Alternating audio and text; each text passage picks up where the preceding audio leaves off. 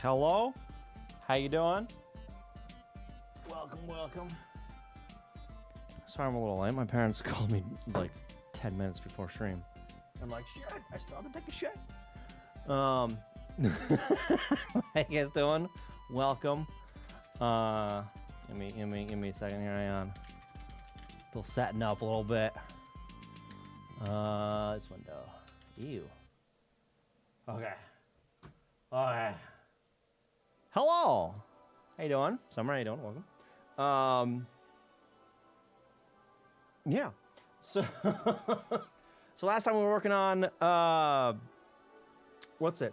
The garbage stuff. Not the garbage. No, not the garbage. I don't know why I said that. The wall kicks. That's what it is. Yeah. So we're gonna we got it mostly working, I think. But there's some edge cases that I need to account for. So we're gonna start by trying to isolate those, and then see if we can fix them. But we gotta isolate them first. Hello. How you doing inside? Also, I got a box of sake in the mail the other day. So we're gonna be opening up this guy, seeing how this tastes. It is a green bottle, which is kind of why it's like disappearing on screen. But, yeah. God knows I need it too. Holy shit. Nitrix, how you doing? Sake is so good. So good. Yeah, so I have a I swear I'm not an alcoholic, but I have a subscription service to sake. So once every 3 months, I get 3 bottles of sake. And they're like random bottles. Yeah.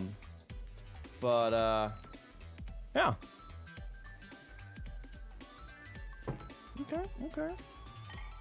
The random bottles, and I'll like I can tell them not to send me like ones I don't like.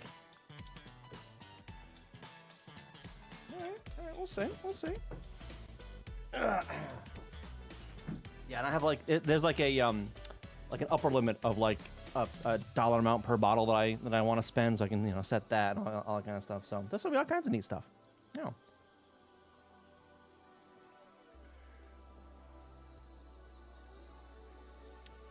Oh, this is gonna be a dangerous one. Oh, this one goes on smooth. Uh-oh. A little bit of aftertaste to it, but it's not bad. It's good. You idiot boss just sitting there not knowing what to do. Prax, how you doing? Oh, yes. Yeah, so my boss, oh my god. So speaking of my boss, he's a moron. So for a little bit of background, I work at a print and mail shop. We print shit like checks and invoices and whatever. We got this new printer. It's a $2 million printer.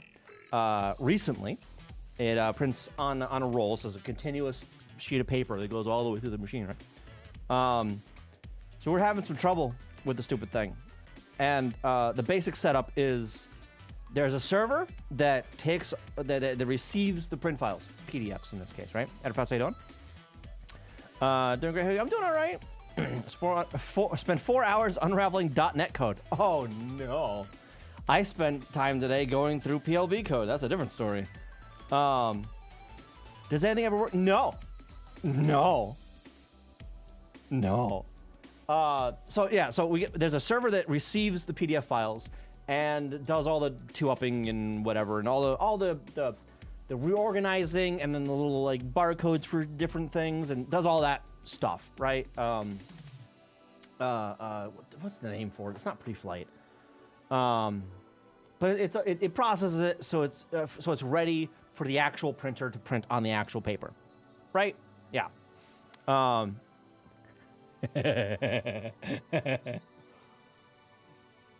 So the other day,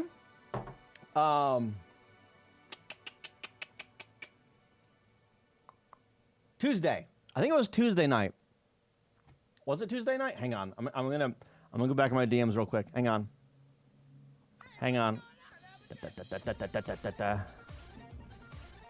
The 21st. It was Wednesday night. Okay, Wednesday night about 8:30. I get a message from Arky Boots. He shows up every once in a while. I don't know if he's here. Coworker, friend of mine. Friend first, then coworker.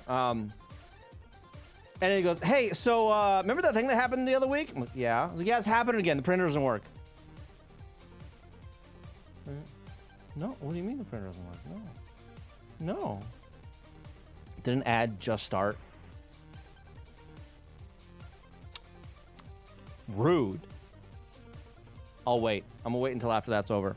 I'm gonna wait. And yeah, I know how to fix everything. It's so bad. It's so bad. I'm the one to fix everything.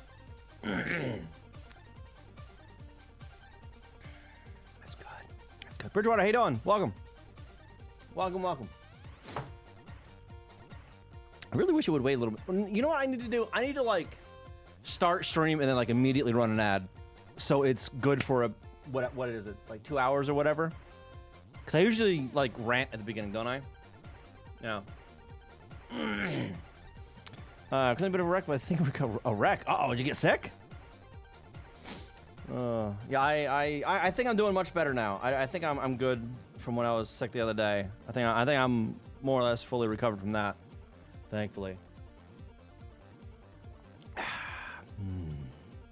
I got some sake in the mail the other day, by the way, Bridgewater. I'm drinking some of that tonight. Hatsumago? I don't know.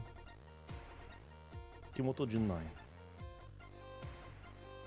It's pretty good. Not bad. Good stuff. Alright, that's good. So yeah, so I got a message from Archibits the other night saying, "Hey, remember the thing that happened the other day with the Canon? We can't print." Yeah. Happened again. Oh, cool. He tries to enable the thing, and the thing immediately goes, "No, fuck you." Well, that's not a good sign. So I looked briefly that night, like 9 o'clock. It went down like 8:30. I logged in at 9 o'clock and tried the things that, like, you know, the text said that it would be, right? And immediately noticed that they were wrong. It's like, oh, that's not correct. Just curious on the way, but I woke up this morning dehydrated, nauseous, headachy, and ravenous. Oh no, that's never fun. So the next morning, so I texted my boss that night, and be like, "Hey, I don't expect like a reply from you tonight. Just so you're not surprised in the morning, the Canon refuses to connect again. Just an FYI." So I walk in, what was it? Yesterday morning, Thursday morning, right? And my boss thinks he found the issue. "Oh, it's this error message right here." It gives an error message ID or whatever the fuck, right? And I'm like, that doesn't sound right. I look up the error in the logs, whatever, right? And it just says, printer hardware exception. Big red, scary looking message, right? So he thinks that's it. Like, oh, that's what it is. Only it wasn't. So the server talks to the printer itself, right? And you have to turn both of them into like a ready state in order for everything to be kosher, right? So on the server, you enable the queue and be like, "Hey, I want to start printing this file." And the server goes, "All right, I'm going to get it ready and then send it over to the printer." And you go to the printer and go, "Hey, Mr. Printer, I'm sending you a file.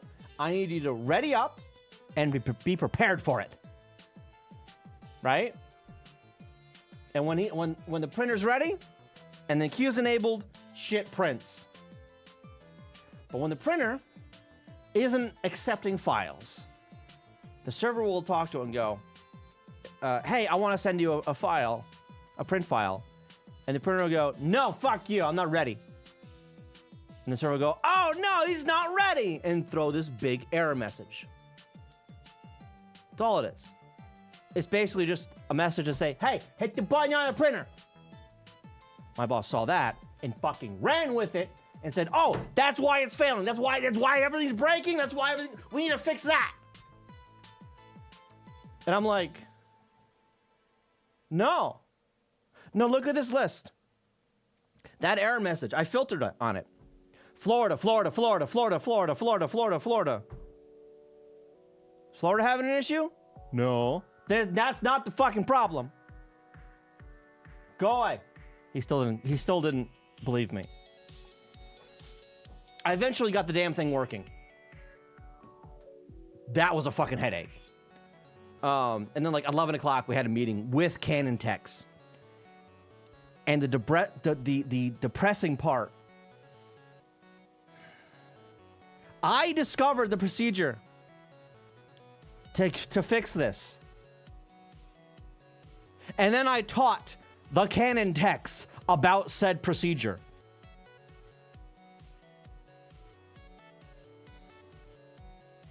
And they go, oh, neat, now we know how to fix it. And I'm like, that's not.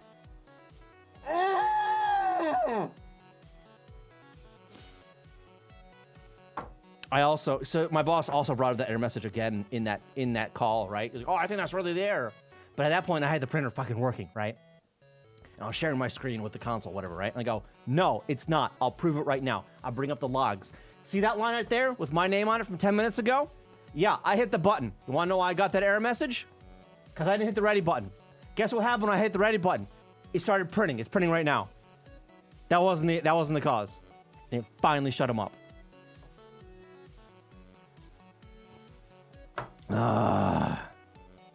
We're gonna talk about it, but I feel like it gave me a headache. It's not that bad if it weren't for the deadlines. Oh my god, the deadlines of like, oh shit, we need this out the door now. Fix this shit yesterday. Fuck.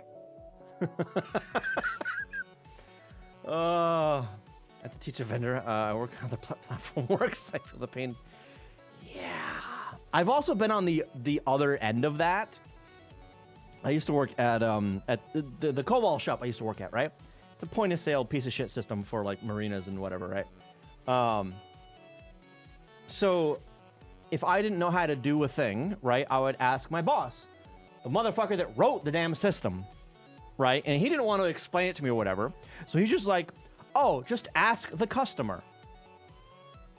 Ask the customer what that button does. And I went, no,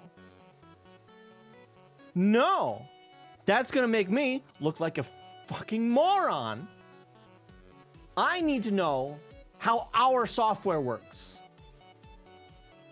What? I'm not asking the customer this. Hey, customer, you program? Yeah, exactly. Piece of shit. Yeah, absolutely. Jinx, how you doing? Welcome. But yeah, I morphed it into like, show me what you do to get this message or whatever, right?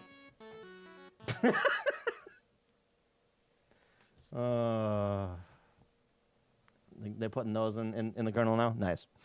That was a shit job though. That job was terrible. This one I can actually fix shit. So you know. This one I can actually. I remember when I was at that Cobalt job, like we got regulars calling all the fucking time because they fucked up their books or whatever, right? Because they hit the wrong button. I gotta figure out how to undo it or some bullshit, right? But anyway, so this is one person that I would always talk to. She was up in like fucking Toronto or something like that, right? And she was Hispanic, so she was fluent in Spanish. I don't know like where from exactly. I just knew she spoke Spanish fluently. And God, I forget exactly how it happened, but at one point she did a thing that I asked her to do, and I wanted to say thank you. Or no, I wanted to say please, right? So I, of course, said por favor in the most aggressively American por favor. I could hear her freak the fuck out up in Canada. No, that's not how you say it. Say it right. Meanwhile, I'm just cackling on the phone. No, that's not how you say it. Say it right. Say it right. No. Say it again. It's por favor. Say it again.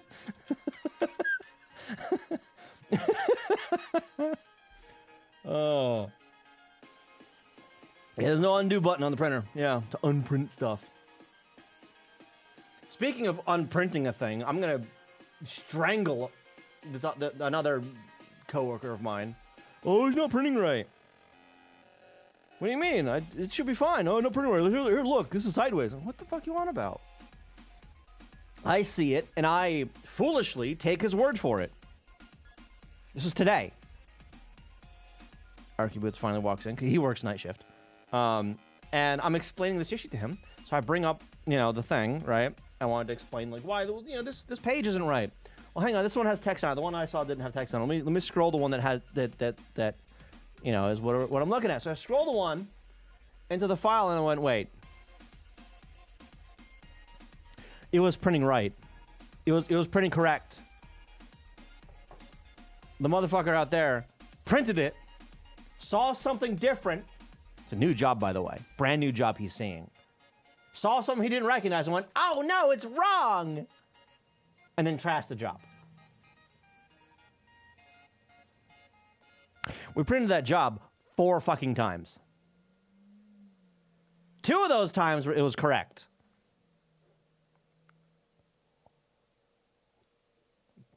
Right? With a chancla. Yeah. Printing blank paper for the boss to debug it. You laugh, but there are certain instances where we will charge for blank pieces of paper. Because of reasons. Don't worry about it. Printers are fucking cursed. Yes, I stand by that. Yeah. All right. Messing. Open that up. Let me get my controller all plugged in. Damn. But yeah, I hate how I'm. Yeah. I hate how I am one of the most knowledgeable people about this fucking printer now. Like, I am learning stuff that the techs don't know. I don't like that. What the fuck? There it is. I don't like being the most knowledgeable. Because that means when I have a problem, I can't go to anybody and say, hey, have you had this problem before? And then be like, oh yeah, just do this, that, and the other thing. Oh, thanks. Oops. Wait a minute. Oh God, where'd it go? Oh God, there's pages to this? Oh Jesus. I didn't realize there was pages to this.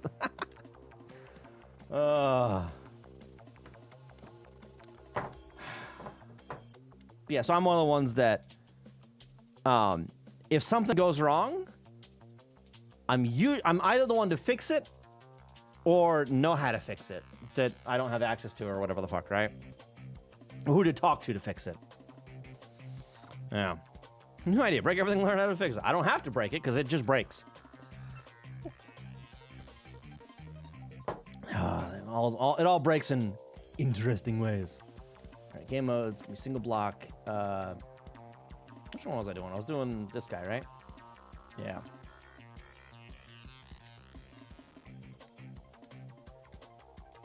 Okay. For some reason, that doesn't work.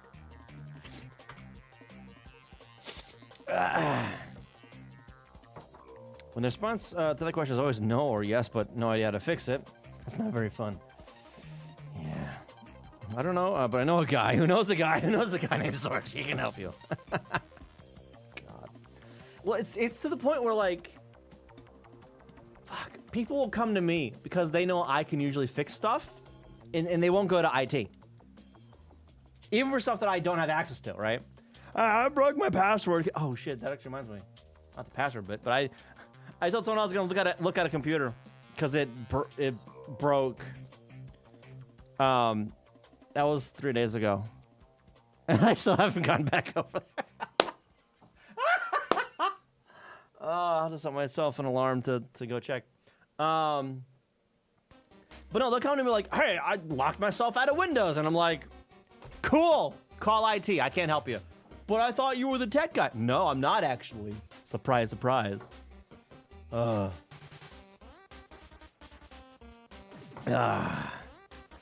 a cool Nest Kirby ROM hacking tool. Ooh. This is James Cooper's Calo palette, and I found that to be so cool. Nice. How doable would a visual novel engine be on the NES? I wonder. Could tricks be used to display higher color CGs? So that's actually something that I've thought. I put some thought into of how I would do that. Yeah, there are limitations, yes, but absolutely doable. Absolutely. I mean, there are some shenanigans you can pull with colors. I'm doing that here with colors. This screen's a bad example for it, but let's bring up a time map viewer. So these red boxes each have 4 tiles in them. Normally, everything inside one of these red boxes, this 2x2 chunk of tiles, uses the same palette, right? So the palette resolution is lower than the tile resolution, right? It's a mismatch there. So you have to contend with that unless you pull some shenanigans, which I am doing here. I am pulling some shenanigans. Some of those limitations are fairly severe, but there are some available tricks. Right. Yeah. Yeah. Honestly, I think the largest challenge will be for the imagery, right? The graphics for it. As far as like text systems or like story stuff and music, I mean, sure, it'll sound like it's from an S, but other than that, you can do it. You know? Don't tell me. I'm frequently in meetings answering questions that have nothing to do with my role. Oh no. Do we pay any system engineers to handle this? We code, damn it! Yeah. Yeah. So I don't know how to load a file that is SMC or NES properly to read the data, but I did manage to get it in a binary load in my program. Ooh, nice. As a simple example, you can put sprites on top of the background and add colors, but only for a few parts of the image at a time. Yeah, yeah. So you can supplement the background with sprites. There is one ROM I do that with briefly. It's that Pooh ROM, right? The Winnie the Pooh ROM, that meme ROM. There's a shine on his shoulder, on his arm for one of the screens that I do. But yeah, it's absolutely possible. In fact,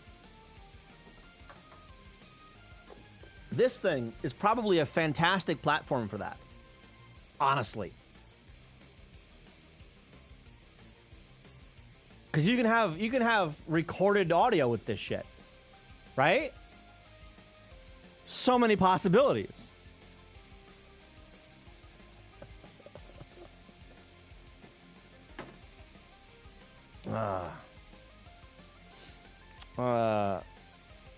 Metal Slatter Glory? What? I'm not familiar with that one. What game is that?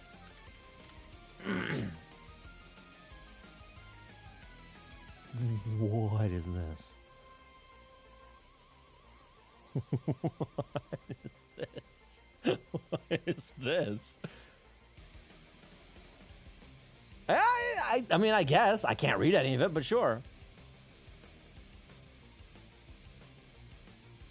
Jesus Christ, those eyes. Oh my God. Oh my God. What the hell? $700? Holy shit.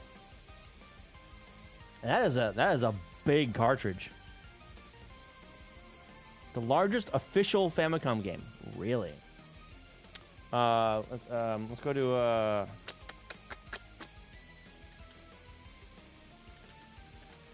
forget the address for that. It's going to be this. Copy. What?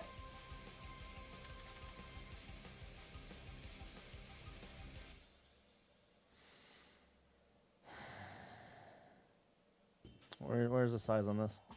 512. You sure? 512 seems small for largest official game. I thought it would be like a meg. Wasn't there at least a Meg game? Thought there was. That is still size. That is still very large. Kirby, yeah. Yeah, a Meg total, I guess.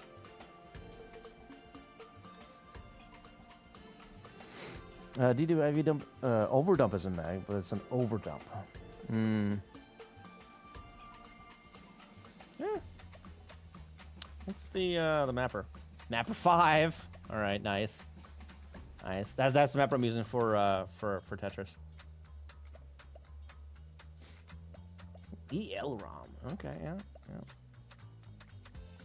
Put that back over there. I need to actually start that up soon again. My Japanese lessons. So I don't think I've mentioned it yet, but I have bought plane tickets for another trip later this year. I'm going with my brother. Mapper 5 mode 7. Two different systems. Two separate systems there. But yeah, I do need to brush up on Japanese stuff, and I need to actually properly study. And shall I prepare a shopping list?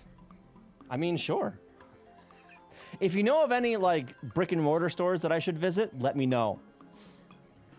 Let me know. I'll be in Tokyo and Kyoto, those areas.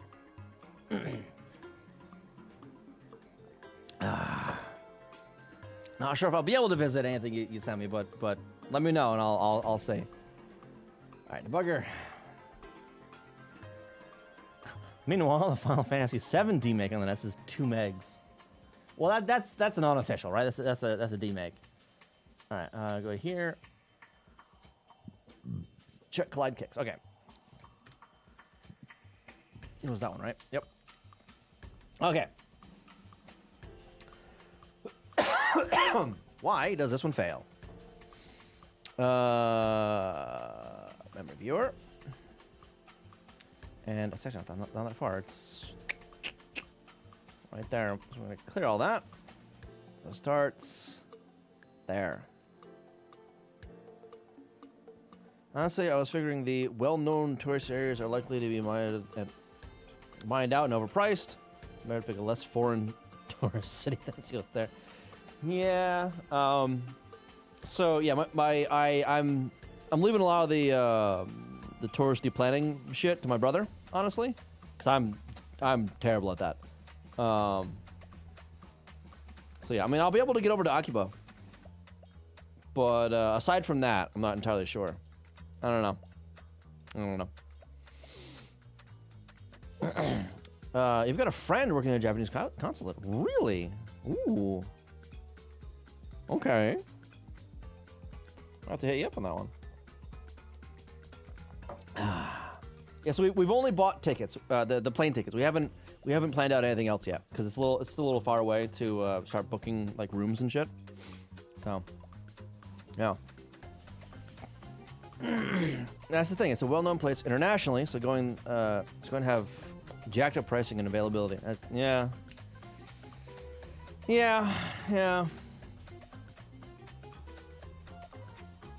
At least the dollar's strong for now, right? I need to actually get some currency exchange before the dollar goes to shit in comparison. All right. The largest homebrew mapper is the Action 53 mapper. It goes to a gig? Really? I know that's like a multi-card, isn't it? We have a question about NES and SNES headers. Are they located at the top of a file in hex editor? For the NES, yes. For the SNES, no. The NES ones are the easiest to figure out. Well, not figure out. To find and like decode, I guess. Let me go over to the wiki. Make sure that okay, good. No flashbang on that. So this is a fantastic resource, by the way. There's also a SNES wiki hosted by the same people. Where am I looking? That's not the NES 2. .0. There we go. So have a look at this right here. This lays out the. I want to paste. Damn it! Clear that. Copy. Paste. There it goes. So this lays out all the fields in the header. It's the first 16 bytes of the NES file. The iNES specification is a little older. NES 2.0 is backwards compatible, right? So most NES games use an iNES header. There is there's another header type. I forget the exact name of it. It's dog shit, but it does exist and it's around. But the most common one is iNES. It's the easiest to actually work with. Unif, that one. That's it. Yeah. But yeah, first 10 bytes are the same between the two of them, right? The constant, size the ROM, or size of the program, size of the CHR, mapper mirroring, and the battery and whatnot, more mapper stuff, play choice, RAM size, and over here it's got some other shenanigans. This one actually breaks it out a little bit more. Mapper submapper tells you exactly what each bit is, right? And then from here on, it's NES 2.0 stuff. Because people have dirty minds. Some people. But yeah, so this would be a good place to start. This would be a good place to start. Yeah, and then from there, depending on or given the size of the ROMs, the PRG and the CHR, directly after the header will be the program ROM for the given size, and after the program ROM will be the CHR ROM, if there is any, with that given size. And then anything after the end of the character ROM is free space, basically. You know, whatever you want to put there. I think that's just like ignored by any what's it? Any emulator. The GitHub page for Action 53. Yeah.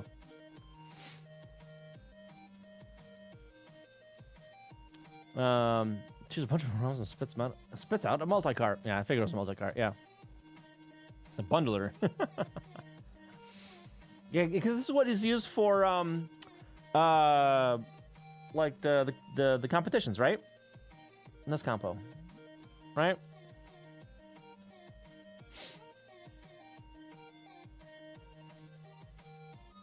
Jesus.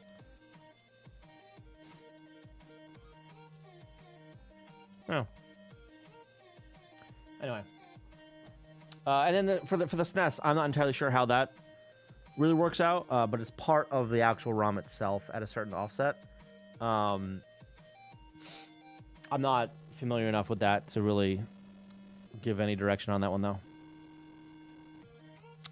NES does have some awkwardness in some fields with its bits spread across bytes and such, but most of that is due to the backwards compatibility. Yes. I mean, it's not terrible, but it works well enough. The original values for those, or the original designations for those fields, and keeping the backwards compatibility was a good thing, honestly. What do you want?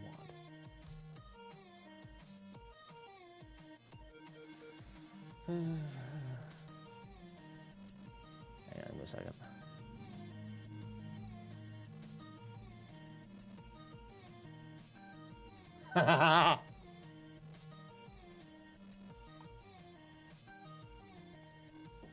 That's got a DM from a coworker of mine being told to, no, we want to use this old thing so we don't have to rewrite everything. It's like, but this old thing isn't supported anymore. No.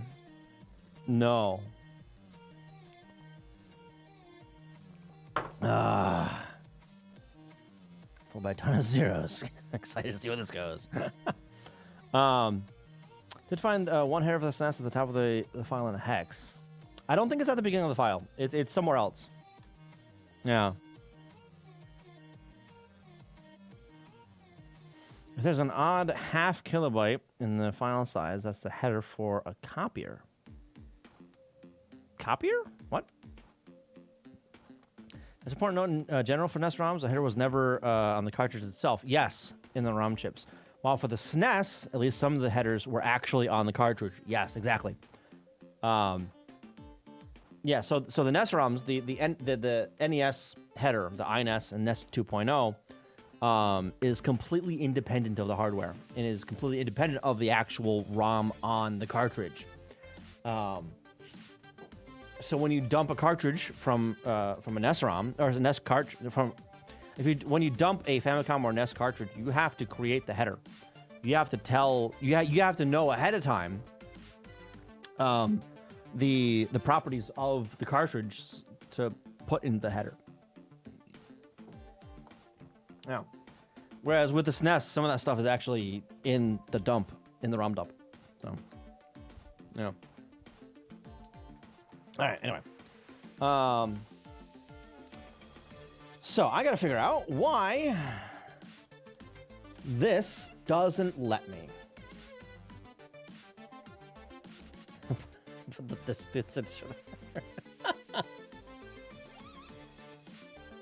God, that was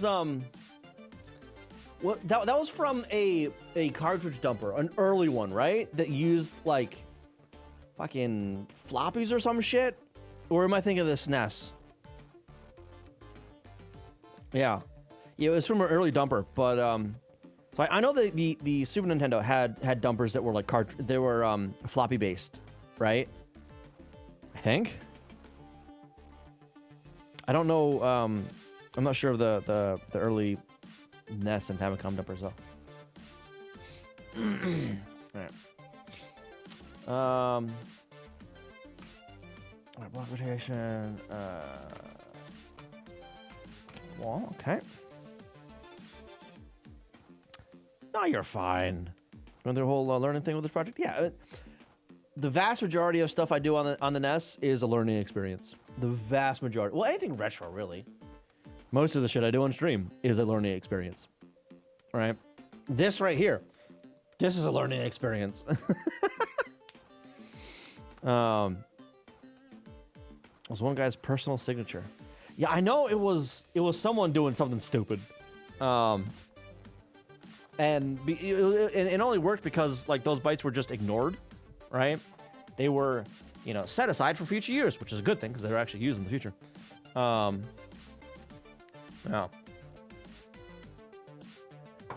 All right. Kick, yep. Align with the field, yep. Grab that, offset, step, current block. Kick wall X. C. All right, the step. Add carry that. Load X, clear carry. What's X? C. Load that. Add 0. 0? Sure, I guess, whatever. All of us had to learn some more too. Yeah. Yeah, I am consistently learning of all kinds of shit, right? Yeah, so don't worry about it. It's fine. It's fine. Compare that. Next. Okay, so that's comparing the left and white. Wow. Left and right walls. I'm not that drunk yet, I don't think. Although I'm looking at the bottle, I think we're like already halfway through. I'm already halfway through the bottle, almost. God damn. All right. So right there, so there's the good X. All right, yep. Increment Y, add carry 0, store that there. I do need to check that Y though, because if it's too high, that's bad. Because I have had that happen once or twice, I think. If I like immediately rotate before the block has a chance to go down a row, yeah, and it's like the line piece, for instance, that'll cause problems. So I do need to do that eventually.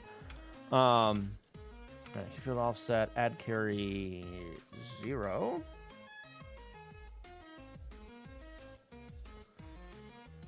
What is this?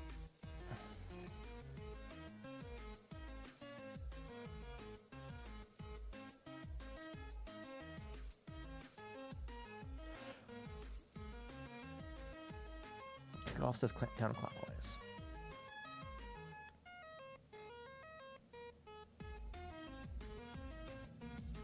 Oh, right. That's good. That the max that'll be is plus or minus fucking 9 or some shit, right? No, plus, yeah, because the rows are 10 across. All right, yeah, that's fine. Okay, store that there in temp Y. Load that. Check collide grid after align. Okay, so we've aligned to the grid, and we now need to check collision on the grid. Okay, so and which way did I rotate with this? It's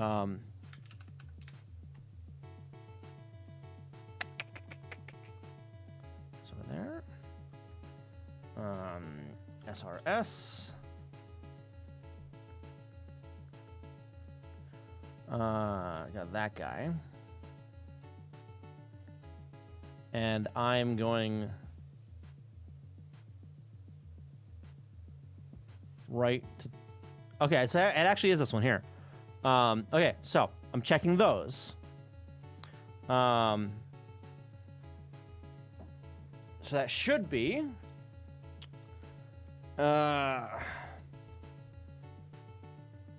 11? No. Yes.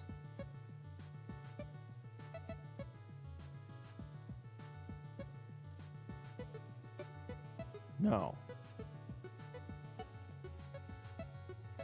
110. Yeah. Decimal 110 to hex 6E. No. It's 121. Okay, 121. Nope, in decimal, 121 to hex. No, what? 121 to hex. 79. Okay, so it should be checking this guy right here, which is hex offset 79. That's the first one it should be checking.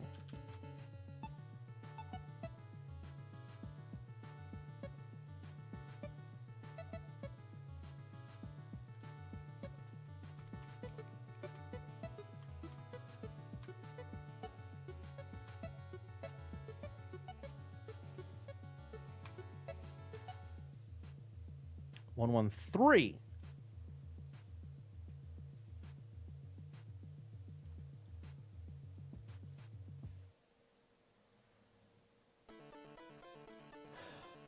I'm rotating the other way. So that's checking there? That's up too far. Isn't it? Some of this looks like black magic to me.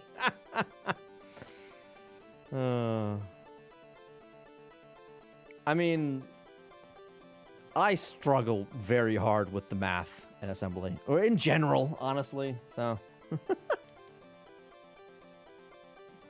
but I'm not sure this is correct. I mean, so this check will pass because there's nothing there.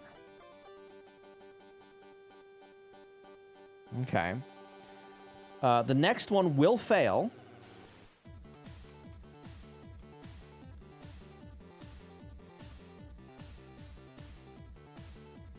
Taller. This one will fail.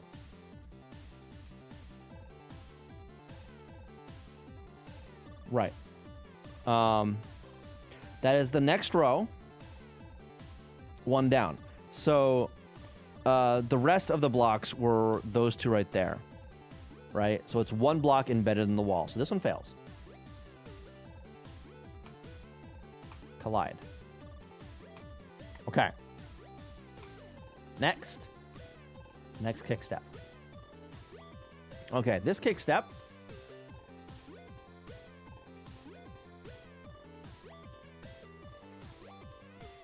We're going from no,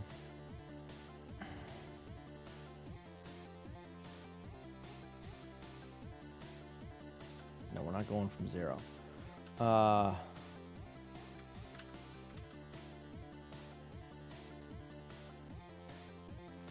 Why is block rotation 0 though? Because I want to get back to that one. Okay, so we are at right to 0. Okay, this is the one we're checking. All right. Well, that's the one we just checked. Test 1. That one failed. This is the next one we should check, and this one should pass. +2 on the X. So the first block checked should be this guy, right there. +1 plus 115. What do we get checked?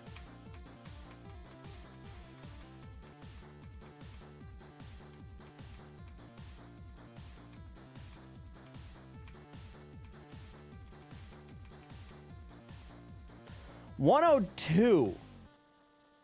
That is incorrect.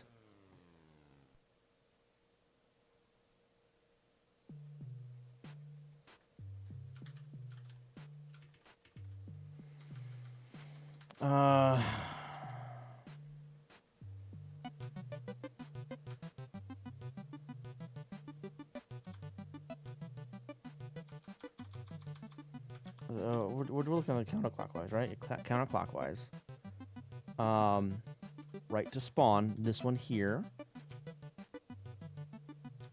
Specifically this one. The wall.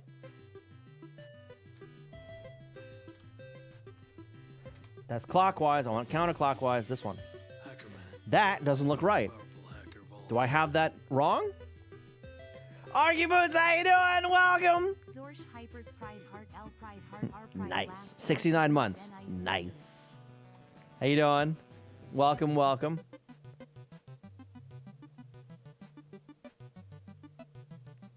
Right to spawn is 2 and 0.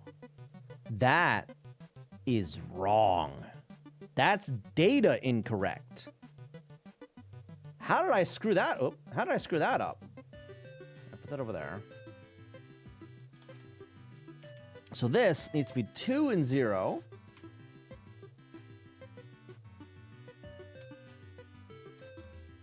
This is -1 and 0. +2 and 1. This is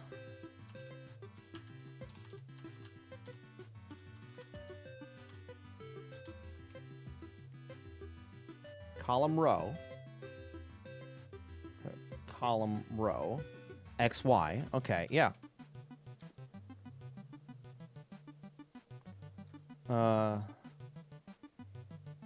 Negative 1, 0. 2 and positive 1. Negative 1. And negative 2.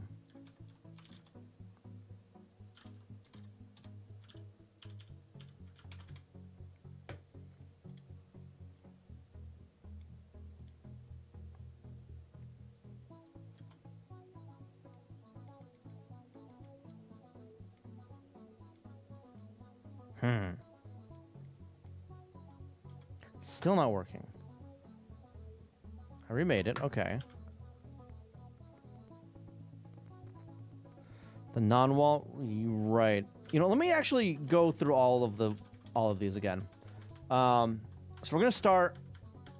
All right, up at the wall, counterclockwise. Spawn to left. Let me actually hang on. Quit out that one. Quit out that. Quit out that. Quit out of that. Do that. Bring this guy.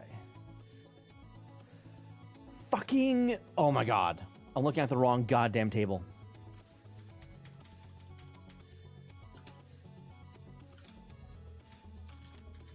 All right. Hang on. I'm going to double check these anyway. Counterclockwise. Spawn to left. This one here. 0, 0, 1, 0. 1, 1. 0, negative 2. Plus 1, negative 2. Okay. Yeah, that's what I was wrong. All right. Right to spawn.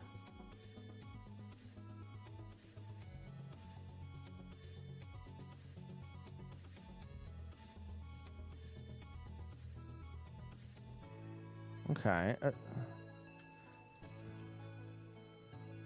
Oh, that's right. Jojo, how you doing? Thank you for 75 months. Wait to spawn. 0. Yep. Positive 1, 0. 1, negative 1. 0, positive 2. 1, positive 2. Okay. 2 to right. This guy here. 0, negative 1, 0. Negative, positive.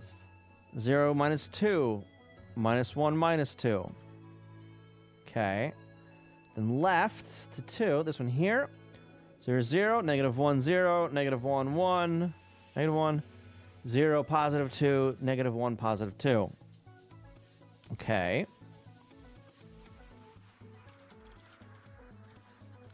It offsets wall counterclockwise.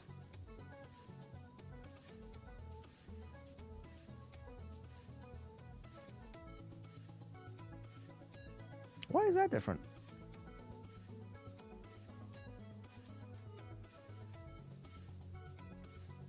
Why are these different for the walls? What? I thought it was gonna be on time to stream. My parents showed up. Yeah, you did. You missed some workarounds. Yeah, I'm also half a bottle deep into sake. So. Eye walls. Oh my god. Yep. Good catch. Thank you. Jesus. All right, wall. There it goes. That one's good. This one looks good as well. 0, negative 1, 0, negative 1, negative 1, 2. Okay, those are the same. Clockwise are working, though. It's just counterclockwise. Do I archive my streams on YouTube? Yeah, I'm streaming on YouTube, so it should actually archive over there. Should. I think it's been archived. I haven't checked. Let me check real quick. Hang on. Go to my channel. And live. Yeah. Yeah, they're archived over there.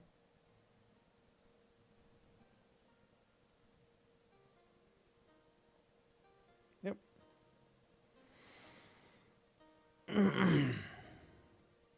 Okay.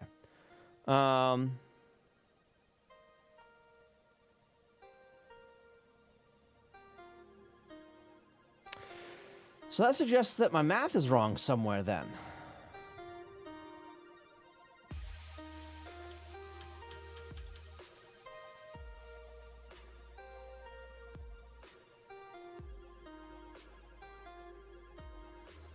Was it 8-1 something something? Kick offsets I. Kick offsets clockwise. Kick offsets counterclockwise.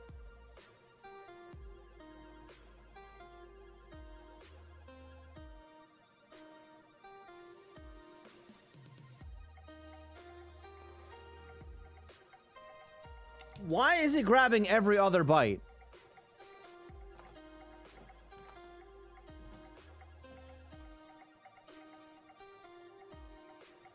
That doesn't seem right.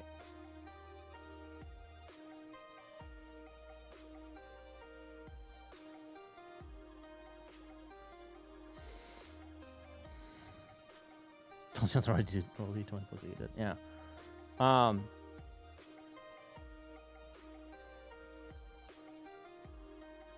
Yeah, this table I think is correct. The tables I think are correct. But now that I'm looking at this, at the read history, it's reading every other byte of a 1-byte table.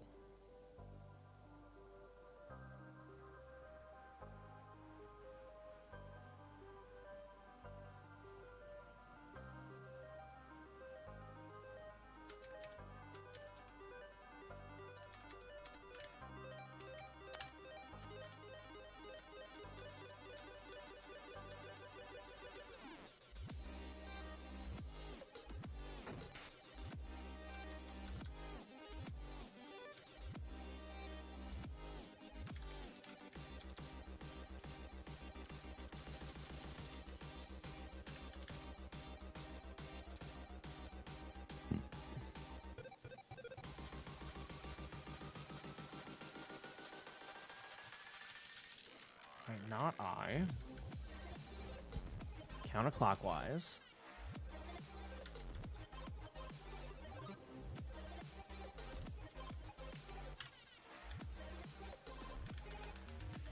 I'm never using that. Oh my god.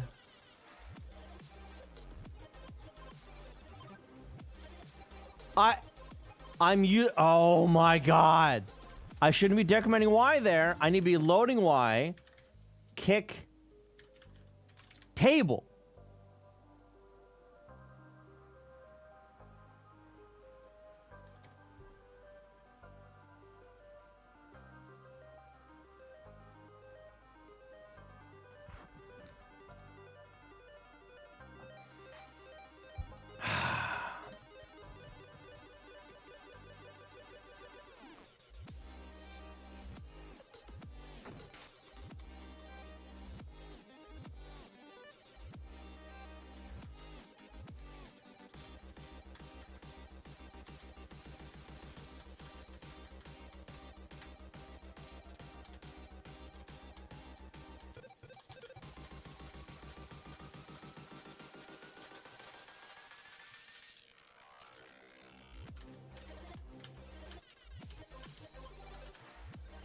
Okay.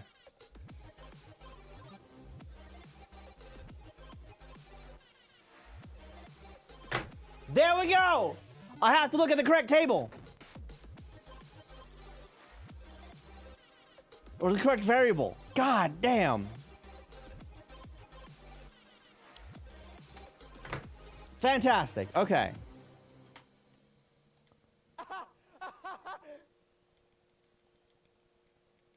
Good. I'm holding left, by the way, so I can actually get up to that. Okay, good. Thank you for the follow, by the way. Appreciate that. Let me go ahead and go over to main. Remove the debug field. Remake that. Reload.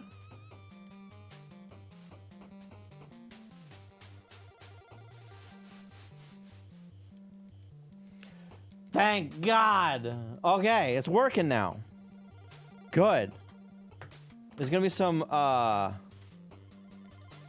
oddities though with, say, oh, I can't actually select it. Ha. All right. With line pieces. Maybe not. Oh shit. Maybe I fixed it. Okay.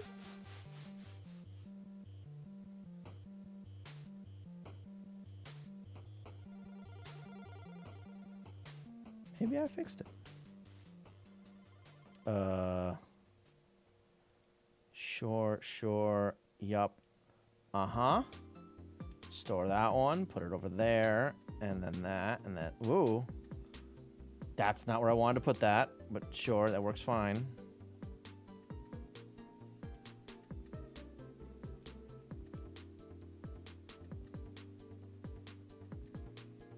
I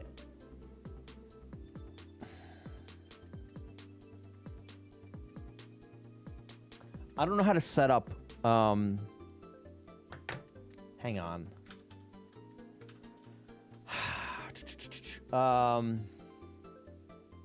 What are they called? T-spin.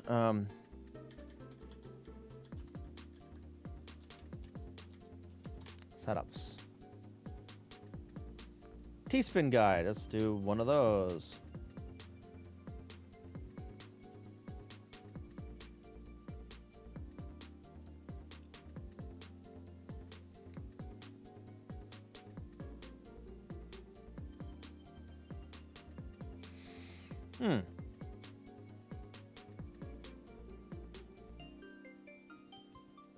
Using trouble. So your next pieces are that.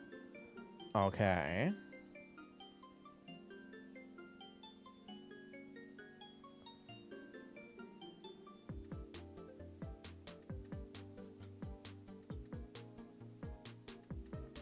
Let's see if I can make this happen.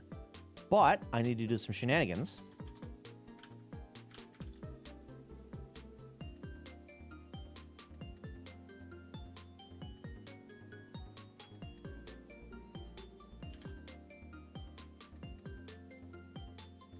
Okay.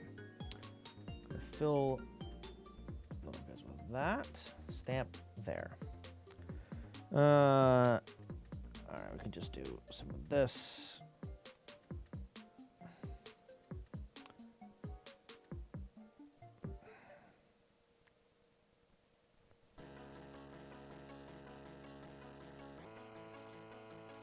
Okay.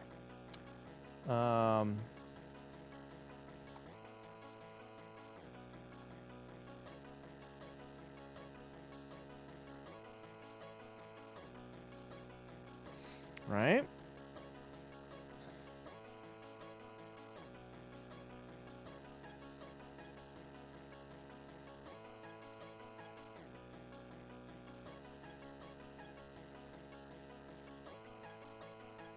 Okay, so with this, I should be able to get into that spot.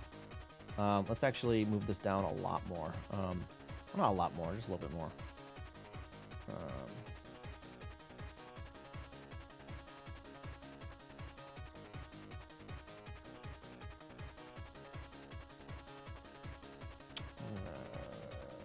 Select.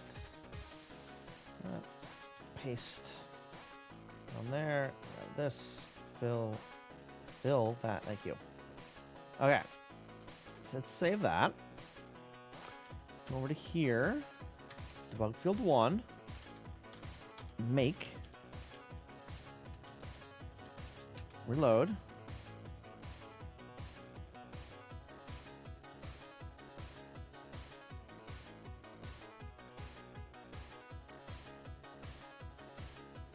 Okay, let's see. Let's fucking go! All right. All right. So I think the animations on that were a little off. But I think it's safe to say that I have wall kicks working successfully. Which is awesome. Fuck yeah. Drink to that. Okay. Before I get any fucking further, I need to fucking commit. What's different here? Sure. Add that. Diff game Inc. All kinds of things, right?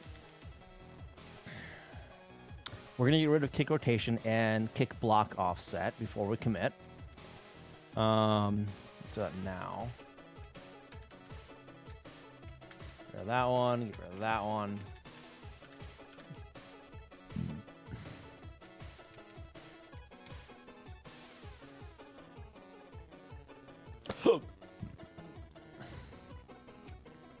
Did I delete the other one that was completely broken? No, I didn't. There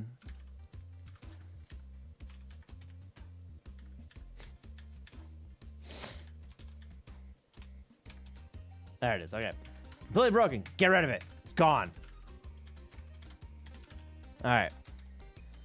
So all that crap in there. Yup. Then I reorganize those. Those I need to get rid of.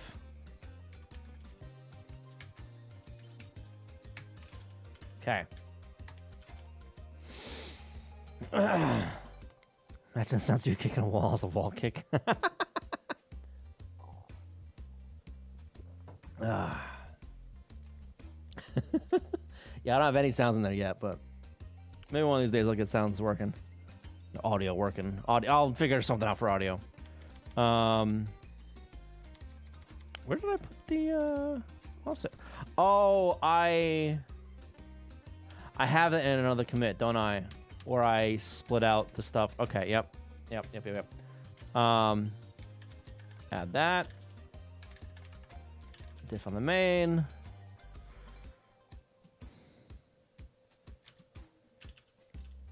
I'm not gonna add that.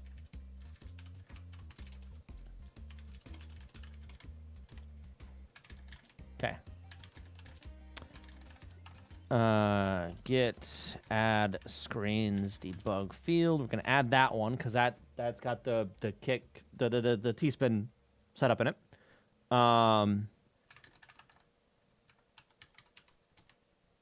That is just some garbage stuff. Okay. All right. Fix the last bug in wall kicks.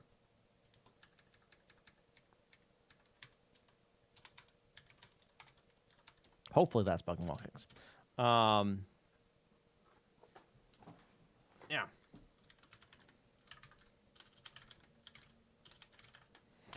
Should be working now. The last issue was using the offset into come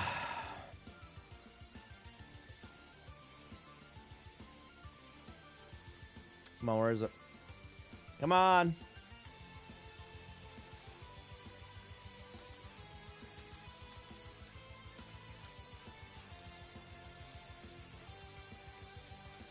Into fucking kick offsets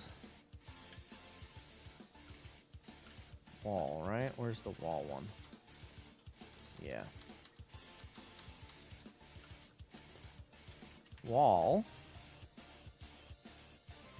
with the kick offsets table. Yeah. Yeah. I think I figured out how to do OBS alerts without messing around with browser sources. Ooh. Here's how you can write Python scripts in OBS, which means I'll be using that to mess with it. Oh. Really? I am interested. Let me know what you find out. I'm really interested, actually. So I've wanted to overhaul all of my stream OBS stuff for a while now. I've been using the exact same setup and configuration for the past fucking 4 years at this point, and it's showing its age. So I need to update it. So whatever you find out, let me know. I'm interested. All right, looks like that. Yeah, so I know you can do a custom plugin. I don't know. Can you do it in Go? Or the video source? Yes. The video source one, while the easiest to add into OBS, is kind of limited because you have to add it as like a fucking green screen kind of thing, right? The transparency is a bitch, essentially. Windows, surprisingly enough, is easier with transparencies because you can have like you can have the background color use a transparency, like use the alpha channel, and OBS will capture the alpha channel if you like check a box, but that doesn't work on Linux, which is unfortunate. So yeah, if you write something in like fucking Unity or whatever for your alerts, and you set your background color in the game window, in the Unity window, to have full transparency, it won't display on screen with any transparency, but when OBS captures it, it will preserve that transparency. Oh, so you don't have to do the green screen bullshit. Okay, Go plugin template. Really? That's interesting. Yeah, I'd be curious on that one. If you can find it, drop me a link. Drop a link in Discord. Yeah. OBS is powerful. OBS is very powerful. All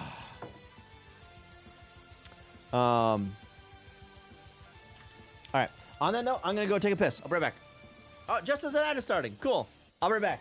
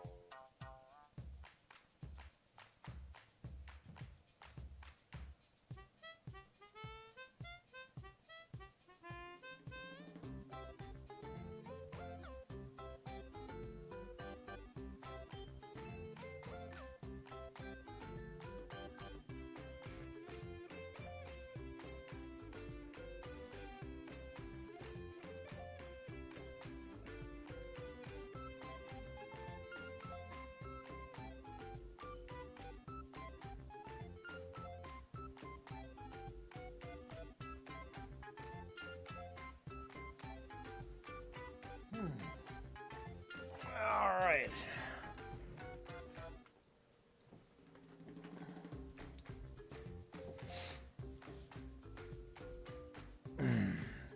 Just wall tricks. Yeah. I'm doing wall tricks in the bathroom. I'm doing it wrong. Something's going very wrong. Looking for ways to input video generated by some other program. I have looking at that. I have it. Wow. I swear I'm not that drunk. I did actually entertain that idea for a little bit as well. With OBS, be like, oh, can I just send you a video stream or whatever? Can I just send you frames for whatever? Will you? Can I do that? I didn't go any further than the basic research about that though. Fourier, am I saying that right? How you doing? We can also use WebSocket systems built in with OBS now. Yes, I have looked at that, and I think I actually want to explore that a little bit more. I might even do some of this on stream, honestly. Because, yeah, so I have... where the fuck are they? I've used them before. There's one of them. It's covered in dust, so you can tell I use it all the goddamn time. It's a MIDI pad, right? Come on, there it goes. This guy right here. So each of these, it's a drum pad, right, by Korg. Korg NanoPad 2 is what this is. Basically, each of these is like a musical note or whatever. But it's a USB MIDI device, so you can write a program that listens for notes, specific notes, and on a note do a thing. So I was thinking of writing a program that you know monitors this and then sends WebSocket shit to OBS. Right? First ring that says on the first try. Really? I usually get shit wrong on the first try.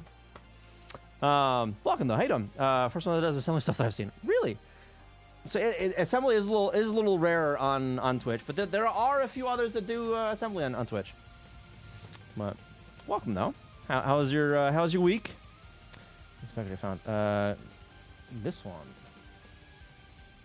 Oh, this one here. Interact with OBS from Go. Yeah, the Unity stuff and like JavaScript are so much more powerful. What assembly? This is 6502 for the NES. Today's project is working on Tetris for the NES with proper colors. This is not a great mode to demonstrate, but let me. You know what? No, I'm gonna play it. I'm gonna play it out. So this is a debugging screen that I had in there. That's all that is. So let me clear that out real quick. Hang on. I don't think I'll be able to get that in there. Yeah, so I've been working on this for a little while.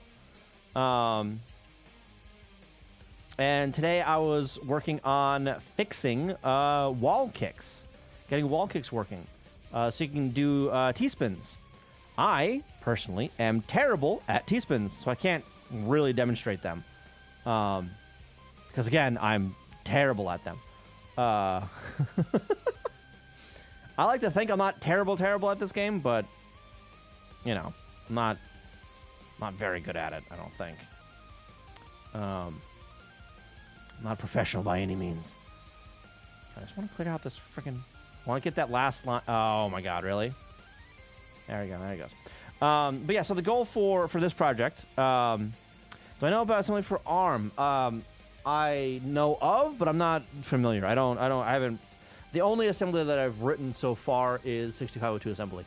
The next one I'll be working on is the 16-bit version of this for the SNES. I've already started some projects for tools to help me in that direction, but yeah. If you go to the directions, it's for the types you can send. Oh, types I can send? API. Oh. Ooh. Okay. Yeah, I'm gonna have to. I'm gonna save that one. I'll save this one too. Why not? That's only foot. What for foot? Uses Pony. How you doing? Welcome. What do you mean for foot?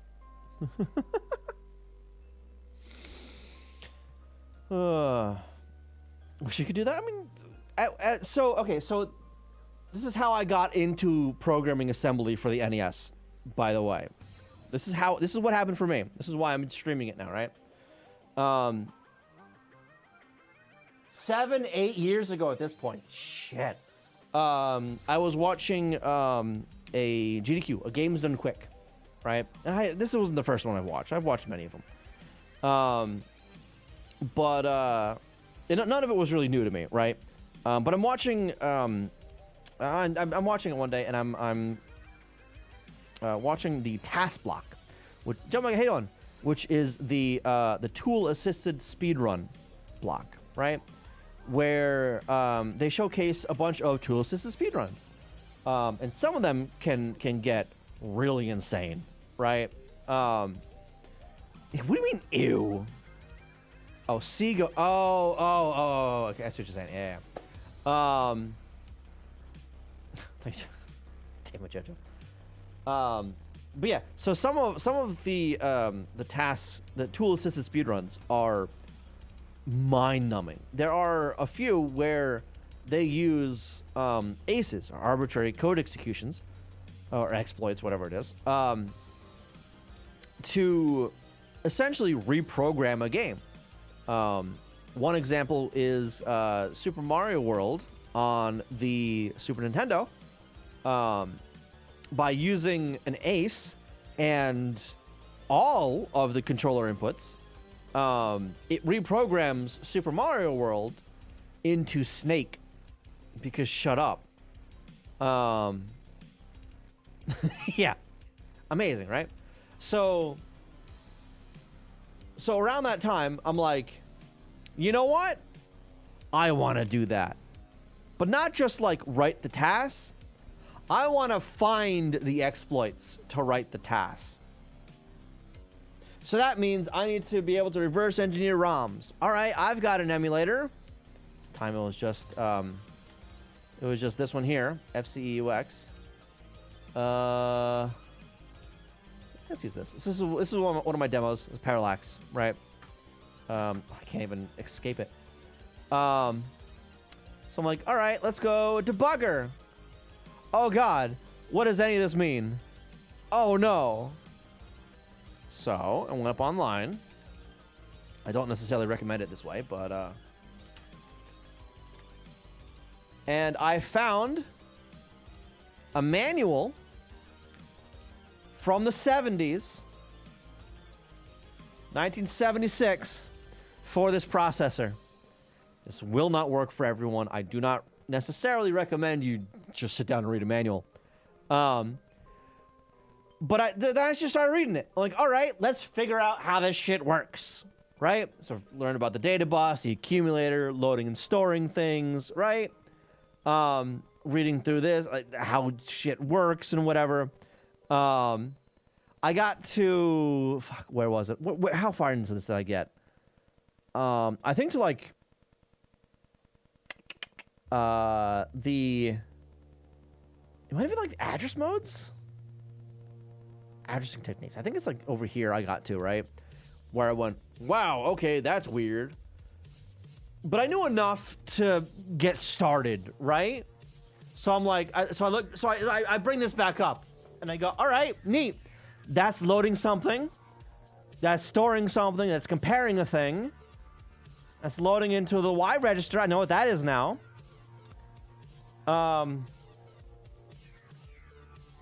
How does that make a game? How do I go from this, just assembly instructions, to a real game? So from there, is it in this list? This right here. I found their Nerdy Nights tutorial. This right here. Main tutorial series. This right here is a tutorial for a very basic version of Pong, right? So I started this to figure out how make game on NES, right? Figuring out all kinds of programming concepts and whatnot, right? Figuring out the structure of like how things talk to each other, right?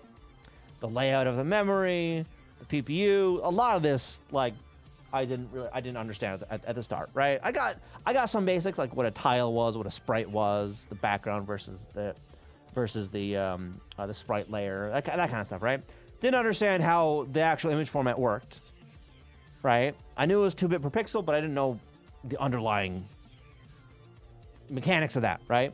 Thank you for the follow, by the way, appreciate that. And I got to, where was it? Not backgrounds. So there's something with sprites. What is this? Loops? No. I don't remember exactly where it was in this, but at one point it has you like bouncing a bouncing moving a sprite around screen, right? And I'm like, and the controls for it were, you know, hit A to move it, you know, fucking right, hit B to move it left. And I went, oh, I know how to read the controller though, and there's a D-pad. I'm gonna make it move left, right, up, and down. Right and left work fine. Those work beautifully. I hit up and down. Instead of moving up or down, I wrote to the wrong byte, so it just cycled all of the sprites. And I immediately bent over laughing. I just burst out laughing. Holy shit, what? That's hilarious. I need to stop and do this on stream. And that was 6-7 years ago. And it's been a journey. It's been a learning journey, honestly. With every project, I'm doing something new, right? Sometime in 2018, yeah.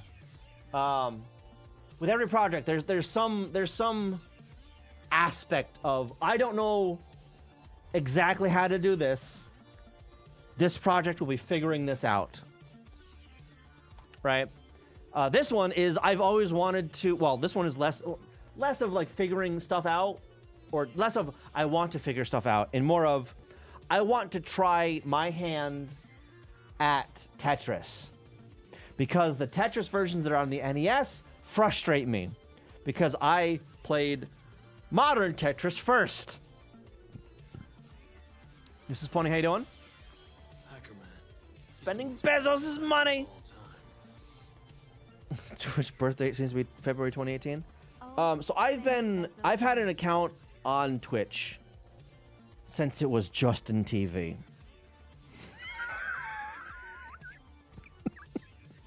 It was a different name back then, I think. No, it was a different name back then. But I've been around for a while. I remember Justin.tv.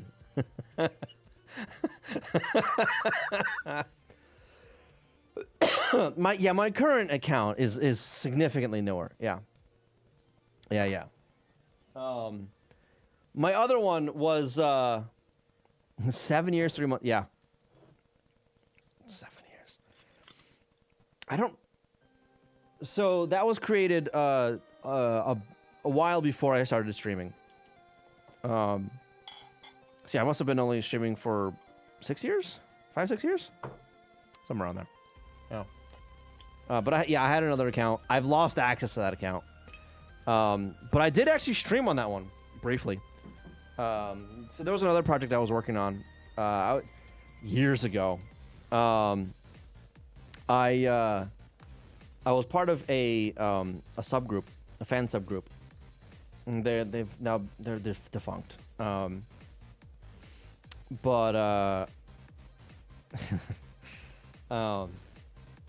My group was one of the groups that subtitled Steins Gate when it was releasing. All right. Fantastic show, by the way. This one right here, Steins Gate. Back in 2011. Fuck. And around this time, this is a little after 2011. This is roughly this time frame. There was a few drama CDs that were released, and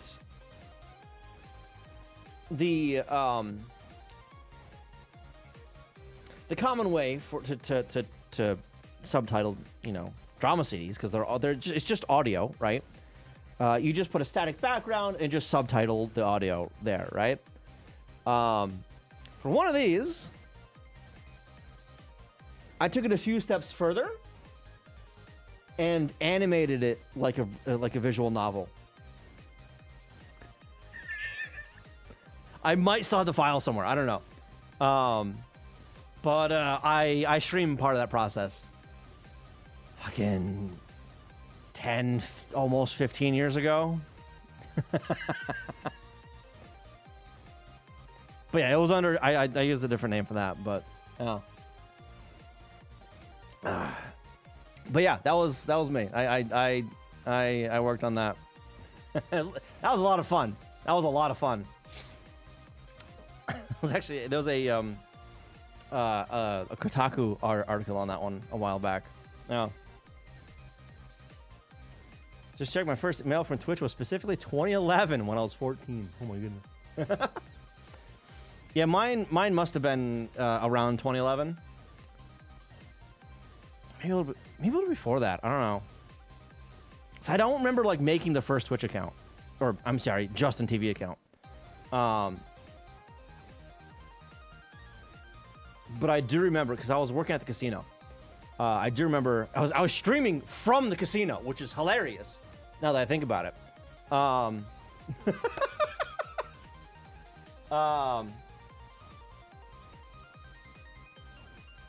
Yeah, but those are fun times. Those are fun times. God, so long ago. You're 27. Are you really 10 years younger than me? Jesus Christ. Stop making me feel old, damn it. How dare you? How dare you?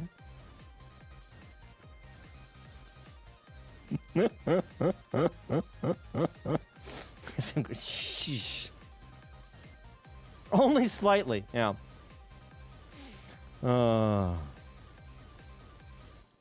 Best way to stream. What's up, guys? I want to do a cool thing.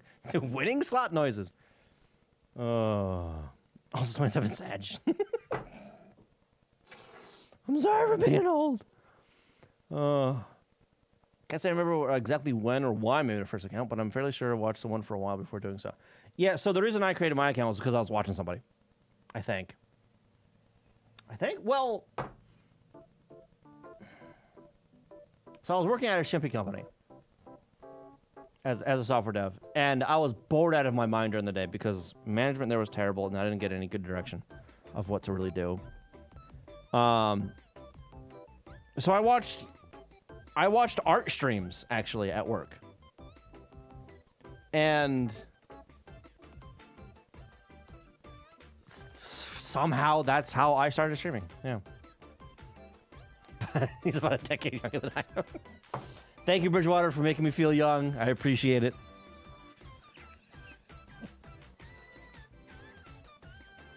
Remind you of your impending doom. 2013, Jesus Christ. What? And we're both younger than Dennis. Dennis is fucking retired, isn't he? That old man. All of his hair is gray. Only some of mine is gray. All of his is. He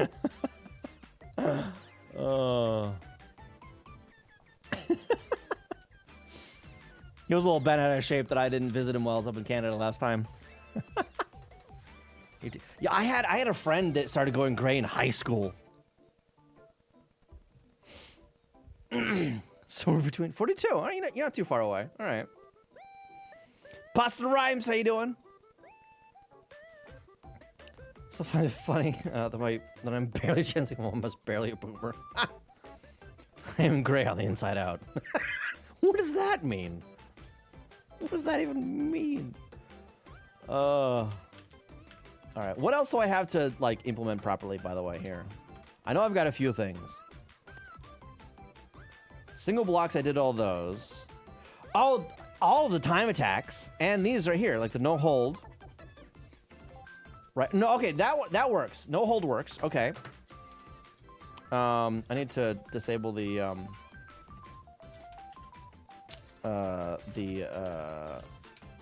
board though. 2 players should work just fine, right? I don't have the second player mapped. The controller. NES input player 2. Oh, cancel that. Setup. Clear. Yep. Player 2 is going to be this one. Select start B, A.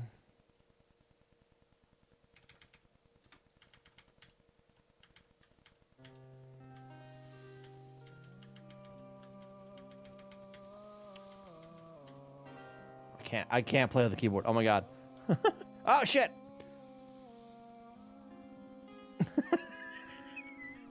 All right. Should I have I should put something there. Yeah. You're right. You are right. Ooh, what I could do is I could put like lines through it, like red lines, because I've already got like red in the palette somewhere, right? Cat Pain, how you doing? Looks like a horse. What does that even mean? What? If you invert a human, it'd be great. What? Or remove the box altogether. That's true too. Requires a bigger UI change. The new screen. I mean, it would require a UI change anyway, at least a little bit. I'd be patching the screen, right? So here, so this right here is a full screen here, right? It's the full thing, which now that I have this up, let me actually, no,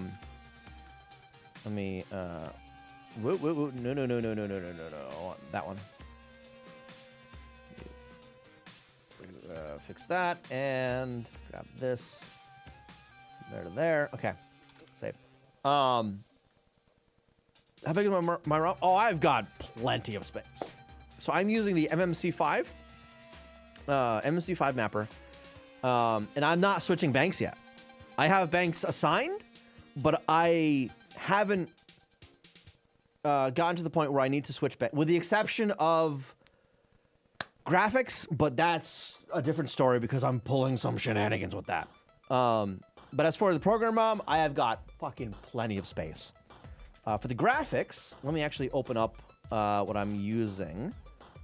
So I have 4 separate banks assigned and used right now. They are not full banks, however.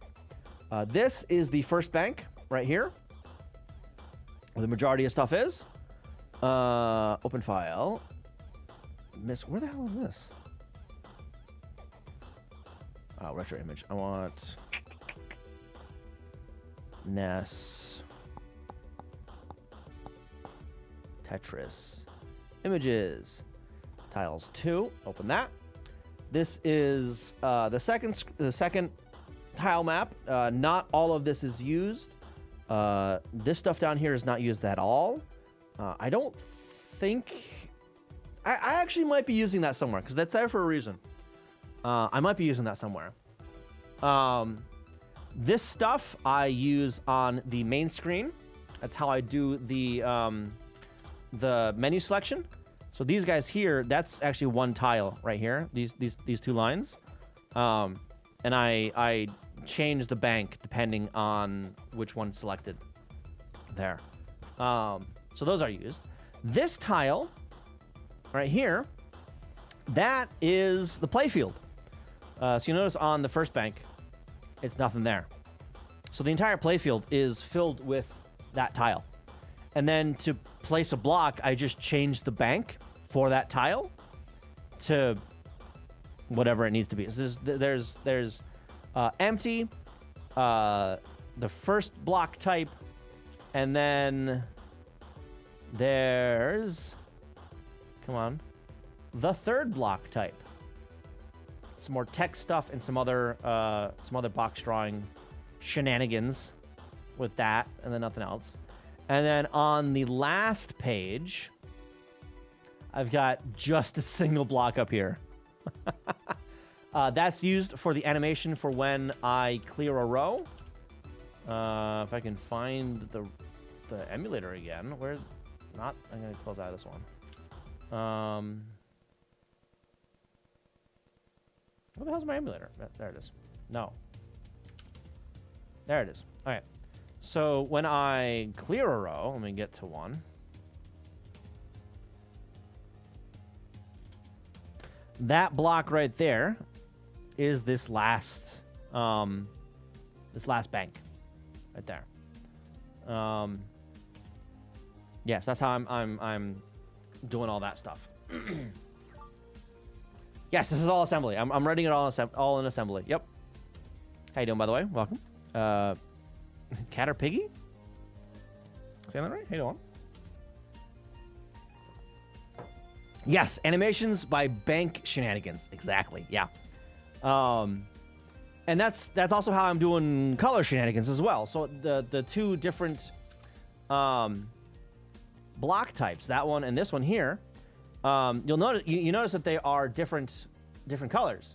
This one. So this one is using the second color in the palette. This one is using the first color in the palette, and both of them are using the third color for the highlight. So if I go over to here and then the palette viewer. So that's the first 4 rows are the background palette. What is that gray? That needs to be a different color. But yeah, so the last color here, that's the highlight for every single block, with the exception of the ghost piece. We'll get to that in a second. Everything else is the base color for a block. So I can have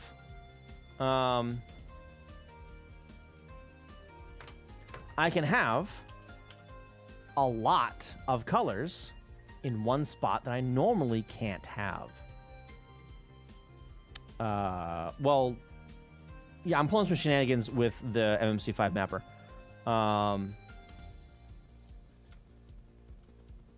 But here with this, come on, okay, there it is. This guy right here, I have too many colors normally. 1, 2, 3, 4, 5. I've got 5 separate colors in this red square, right? The little red square, the grid. Normally, I can't do that, but because I'm using the MMC5 mapper, I'm pulling some bullshit that allows me to do that. It's mapper-specific crap. Yeah. Cycle count for a bank switch, next to nothing. Next to nothing. The cycle count is basically the commands to load what you want to do and write it somewhere. As soon as you write like the bank you want, it's there. It's available. It's immediately.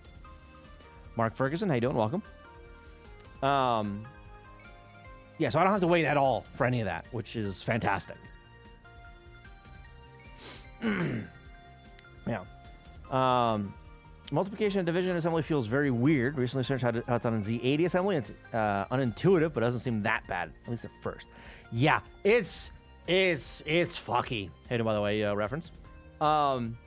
It's fucky. So if you're doing it without any extra help on 6502, multiplying and dividing by 2 is very, very easy. It's a single command. It's bit shifting, right? You shift left once, you multiply by 2. You shift right once, you divide by 2. Anything else, fucking good luck.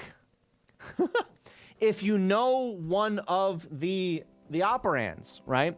If you're always multiplying by 3, build a table. Build a table.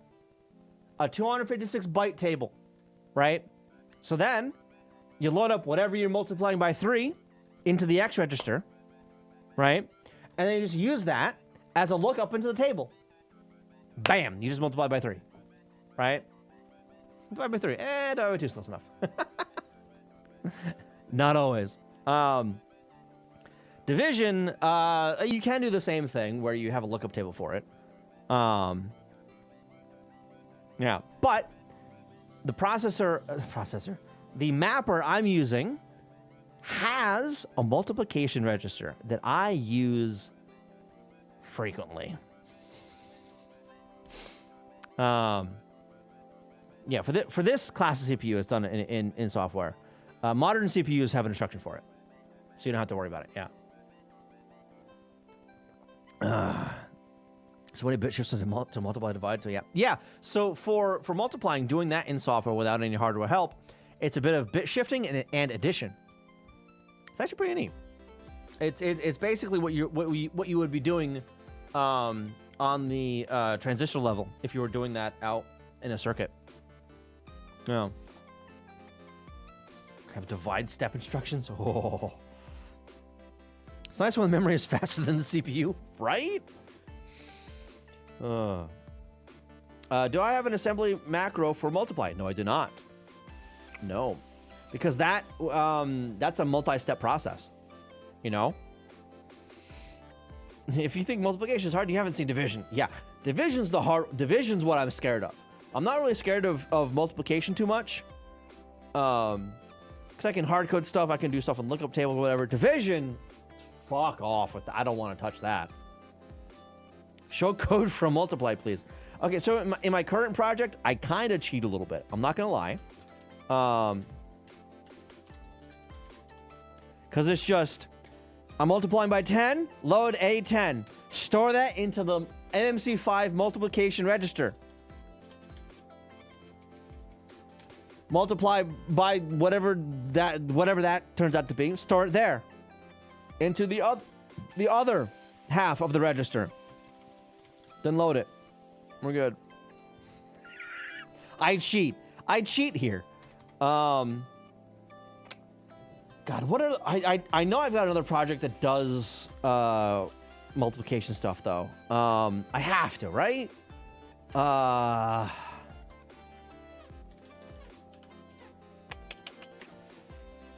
Grep I mult star.asm. Here we go. Main assembly. Okay. Main.asm. Mult. Here we go. So this is some software multiplication stuff, right? So I want to multiply by 3. So this right here is a macro that lists, well, it's only 10 items in the table, but from 0 to 10, 9, have every value multiplied by 3, right? So 0 times 3, 1 times 3, 2 times 3, 3 times 3, etc. in this table here. Then, to use it, I need to actually find where it's used now. Grep I data mult 3. What? Am I not using that one? All right, what about 5? What? I am in the wrong spot. Where the hell am I? Breakout. Not go, it's Ness breakout. Mult 3. Game assembly, okay. Right there. No. Okay, so to multiply something by 3, I load that thing into X, and then I load up from the table data mult at X. And there it is. Now in Y, I've got 3 times whatever this variable was right here. Power count. Right there.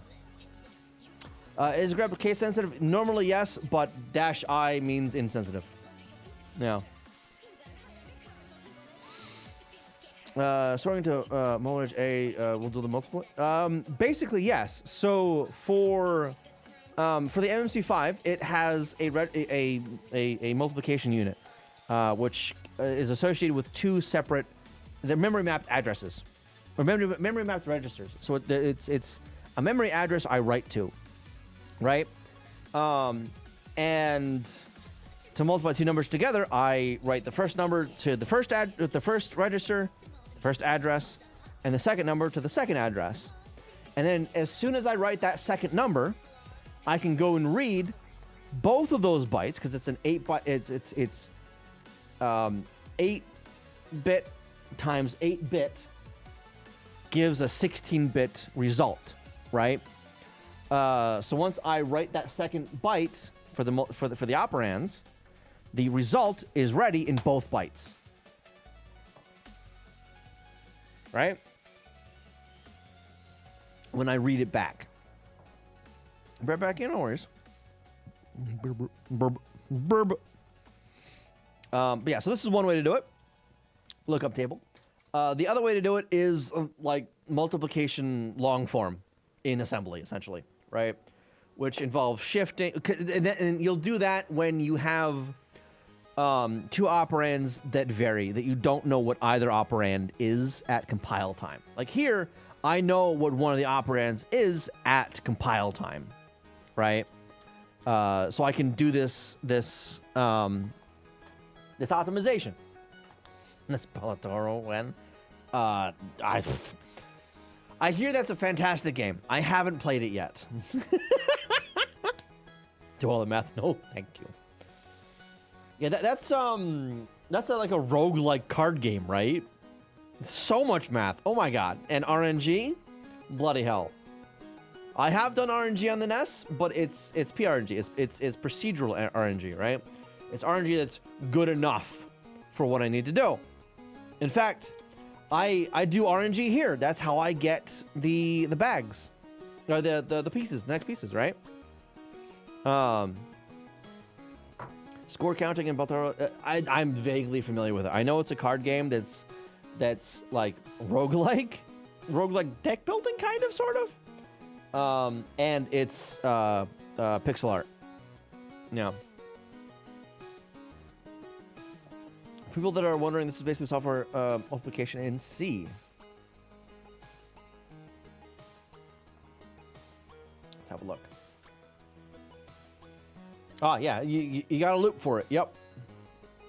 And multiplication in assembly is basically this, just assembly commands or assembly instructions instead of C. This is basically what you're doing, right? Yeah. Someone said C. The study box ROM does this actually. Study box being this bastard right here. This thing. This is a study box. This is a tape drive for the Famicom. Fex, how you doing? Welcome. I'm doing good. How you been? How was your week? This is essentially, kind of, sorta, a tape-based ROM cart. Kind of, sorta, right? Where the programs come on tape, you put them in here, but the tapes don't have assembly code on them. They have a script, essentially. And that script is a domain-specific language. That script is executed in in an interpreter in the ROM on the study box. It's fascinating. But one of the script commands it has is multiply. I think it's got a divide as well, but it's got a multiply. And it basically does exactly this, but in assembly. Now, Famicom tape drive? Yes. Who released it and what was it for? So this, shit, I forget the name of the company that made this. But this is an edutainment system for Japanese school kids. So the tapes, hang on. Yeah, those guys. Those guys. Hang on.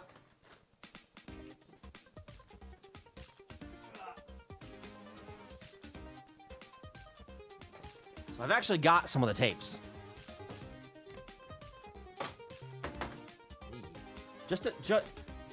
Just a few of them. I only have the English language ones. Rather, the ones that are English lessons for Japanese school kids, right? I mean, hang on. Is that better? That's a little better. Right there. These are fascinating, by the way. Actually, you know what? I can load one of them up. Hang on. Let me pause my music real quick. There. Go ahead and pause that. Let's go over here, messing. We're gonna go ahead and get rid of all of these real quick. And we're gonna, I don't think it's in the recent. Yeah, it's not in the recent. Actually, was one of the, Oh, yeah, here we go. English 1. So this, I helped get this emulated, by the way, along with Bridgewater and Sour, who maintains this emulator. So for the longest time, all that worked for this ROM was this menu screen. But we got it working.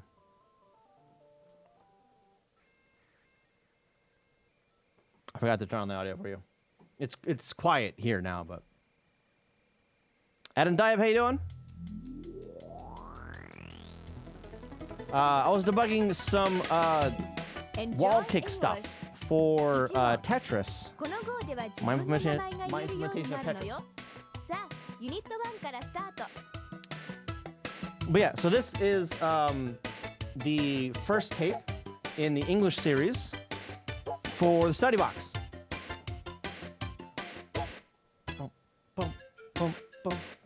Now you notice, you can understand what they're saying. The audio is legible. Well, it's a tape. It's a stereo tape.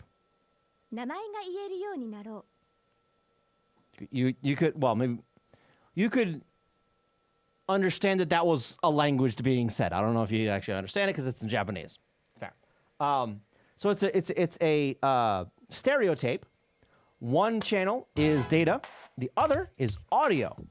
And it just feeds the audio directly to the TV, to the output. Working on debugging some malware stealing. Ooh, hello. That sounds fun. Hello. Johnny's the best character in the tapes. These things have some amazing songs, by the way. I'm Akira. I'm Akira. What's your name? I don't know if it comes across very well on stream, but this guy flickers horrendously. That's not the emulator. This happens on hardware too. What's your name? VM detection. Oh, that's got to be a nightmare to get around. VM detection. I'm Arnie. I'm Arnie. It's nice to meet you. It's nice to meet you. Yes, you can see like he disappears every other like some frames, right? Let me actually slow it down a little bit. The audio is going to get really weird. You see how he flickers? Did he update the audio for this? Oh my god, that's hilarious. It slowed it way down. But yeah, so that flickering happens on hardware. That is not an emulation bug. That is true to hardware. Let's speed this up again. Okay. How does it sync it up so the audio in the program works as it should? Careful placement of data on the tapes. So the tapes, when audio is playing, the tapes will have in the data section basically a knob, a weight kind of thing. Yeah. The audio and program synchronization is a mix of they're on the same tape right at the same time and dead reckoning timing loops. There you go. Yeah. It's audio's playing, do nothing. Audio's playing, do nothing. Audio's playing, do nothing for whatever. In fact, if I open that up, I can actually show you in the waveform. Study box, raw audio. Nope, not there. I want recordings. Nope, I don't want that actually. Raw tapes. There we go. 1v2 op3.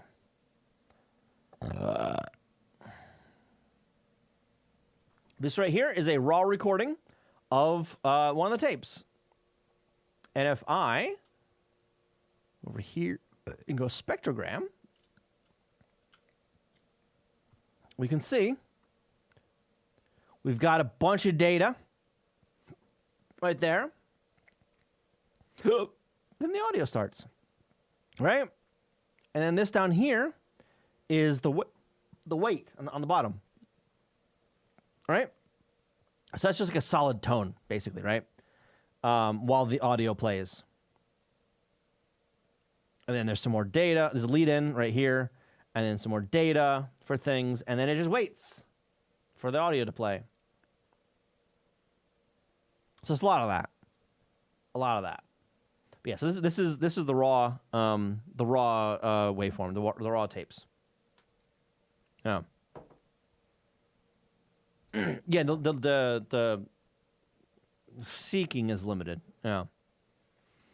Can the player fast forward to the tape in a specific position? Yes, with some limitations. Like it can seek basically to these guys right here, the large lead-ins, right? So that page selection at the front is basically this. It looks for these large lead-ins, and then we'll start whatever there. It can't like seek to the middle of something, but it'll be able to seek to. I don't think it can do to that one. Well, maybe. But I know it can to the large lead-ins, like these guys right here. Yeah. It's so peaceful to listen to. Last time I worked with Assembly, I completely replaced assets from the tutorial of my own pixel art. Ooh, fun. I'm displaying run this animation sequence, and then they desync because there's no good cue control. Yeah, they desync because like the tape is running, because like, you know, the rubber's old in the tape player, so like the audio runs ever so slightly slower or faster or whatever, right? So it desyncs from the animation ever so slightly. There's a few of those. How long? About a half an hour, 20 minutes or so, I think. Oh, I think it. Oh, God, it froze. Oh, God, it froze. Okay, that goes. Yeah, just under half an hour. Yeah, and that's standard for the tapes I have. There are some that are a little bit shorter, that are more of like previews or demos or whatever. But yeah, I am also on and off working on recording a full playthrough of these without any commentary. So while they are on my YouTube, they are not public yet. Because I want to get through all of the English tapes first before I unhide them, basically, right? Yeah, so like this, no, like this guy here. Like this is one of them here, right? Where it's number 2, and it's just like a full playthrough of that tape, right? With audio and all that. The park. Yes, sir. Can you show me the way to the stadium? There's a bunch of songs on these, and they're amazing. They're amazing. This is the data, and here's they're playing so peaceful. So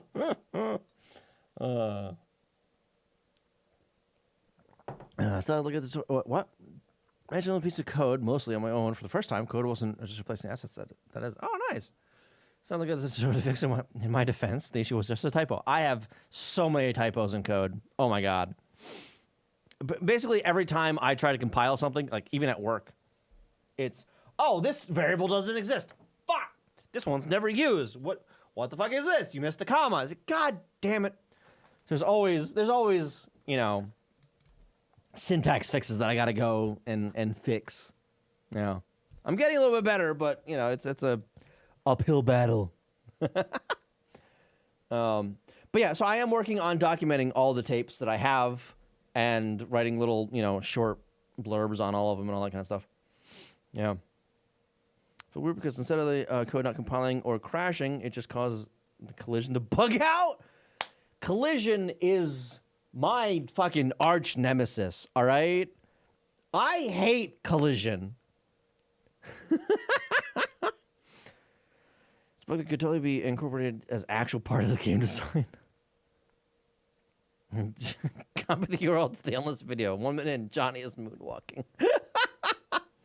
Yeah, I've got them up there as unlisted right now. Like I don't care if you find them. Like I'm not worried, right? Like there's not whatever. Did I closed it. All right. But I am working on a write up for my website. That's like a detailed thing, very in depth, and those are part of it, right? So that's the only reason I have them hidden. Because I want to like have in the descriptions like for more information, see this webpage kind of thing, right? But I don't have that webpage fucking finished yet. Maybe I'll work on it this weekend. Yeah.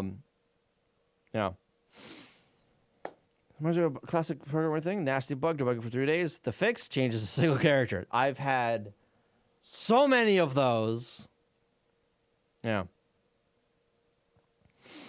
It's not unrealistic. Yeah, it's There's a lot of shit on YouTube. Oh my god. There's so much shit on YouTube. But yeah, I'll get around to finishing that stuff eventually.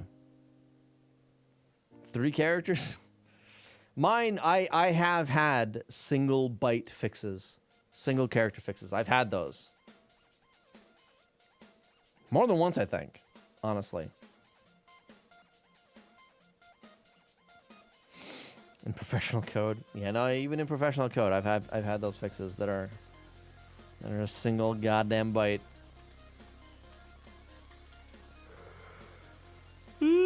Yeah.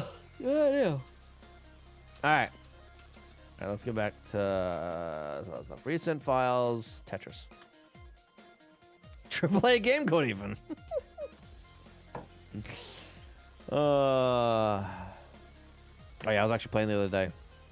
Semi-seriously to get that high score. 10 minutes. It took me 10 minutes to actually start failing. So these are all wired in. So the single block modes are wired in. The standard mode's wired in. I don't implement the time attack yet.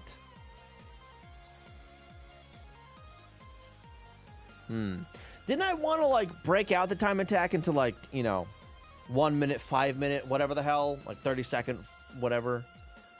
30 second, 1 minute, 5 minute, 10 minutes. I don't want to do that. Song brings me back a bit. I'm sure I used to watch as their ending song for a while. Really? What song is this? Okay.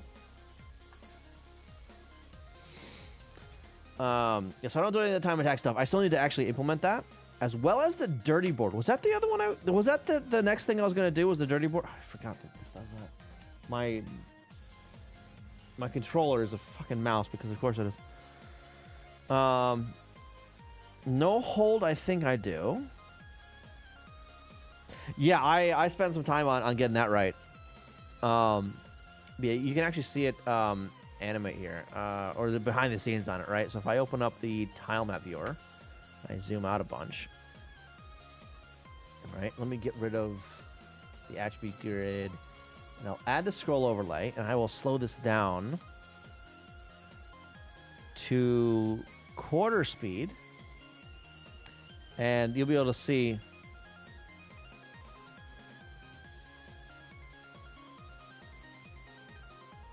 Kind of. There it goes. As it changes.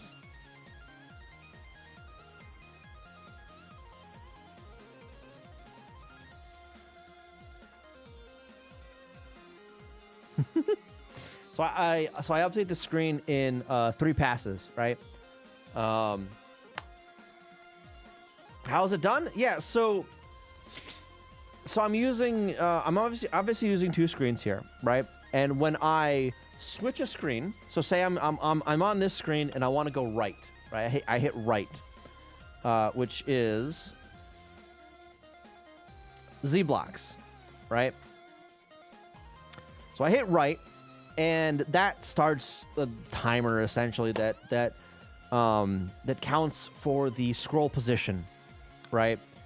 And the first thing that happens is I start updating columns, right? So I update it in thirds. So I've got 3 columns for like data, right? That's basically what I'm bounding the updates on.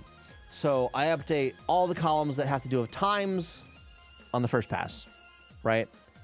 So you'll notice that when I hit a button, let me do this. Let me open up my debugger and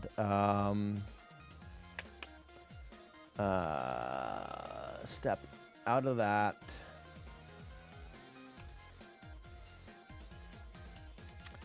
Button press. Right. I'm gonna break there. Okay, so I'm gonna hit right. It's gonna break.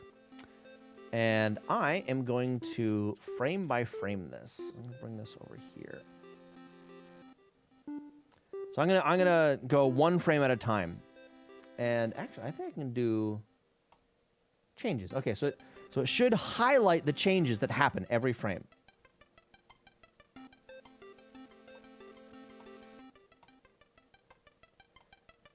Okay, so it's the same screen. I forgot about that. Let's go back. Okay. Okay. So on standard, this will change. Should change. Hang on. Let me stop about that. Let me get back to where I was. And there. Right. And actually, I'm going to do all the rights. Bam. That's the first right there. Right? So I am rewriting all of these tiles. I'm updating all of those tiles to whatever it is for that screen. Right? That's the first right. Second right, all those tiles. Third right, all those tiles. Honestly, seems a bit late for some of that, but whatever. That one I should probably do at the first, but it's fine. So all that, then yeah. So all those tiles are updated, and then I just finish the scrolling.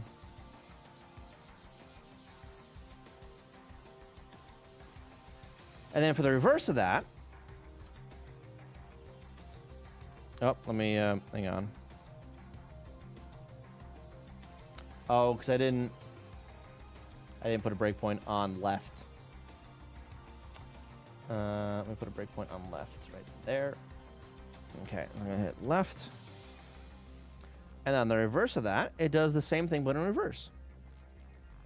1, 2, 3, 4, 5, and then there it goes.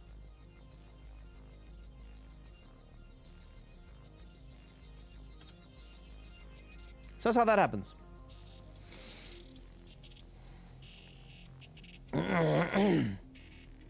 So that's one that like many animations mainly exist because of hardware limitations. Yes. Yeah, so I can't update the entire screen in a single frame. I have to take multiple frames to do it. So you put a nice animation there, right? Nice animation, so you hide the updates off screen, right? Oh, yeah, okay. So I update that once it stops the scroll there. That's fine. All right. Because I don't scroll that top bit. Right. But yeah, a lot of the animations that I do here are to hide the updates, you know? So I can't update the whole screen at once. So because I can't do that, all right, I'll take multiple frames to do it. 3 frames in this case. So just scroll the screen. It takes more than 3 frames to scroll, so we're good.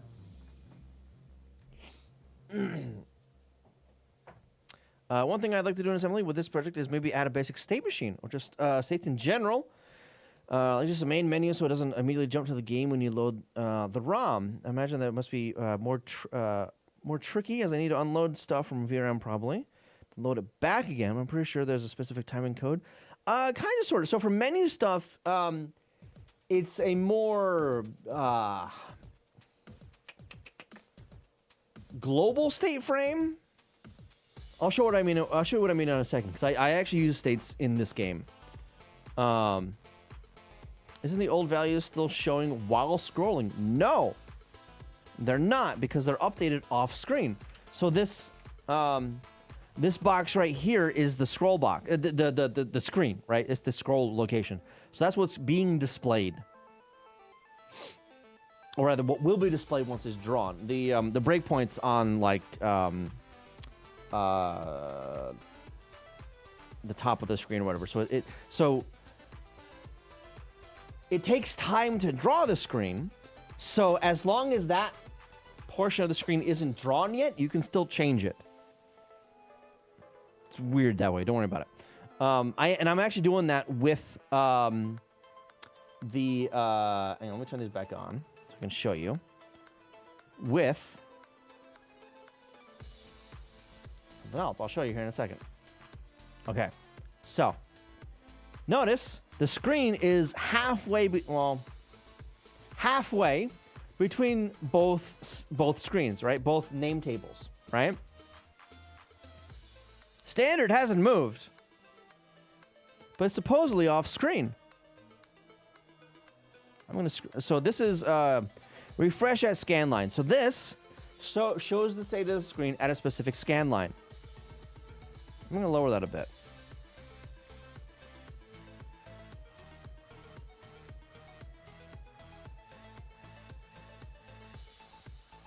Really?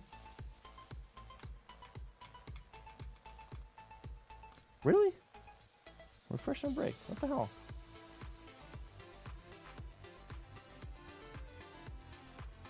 Really? Okay, I don't know why that's not updating.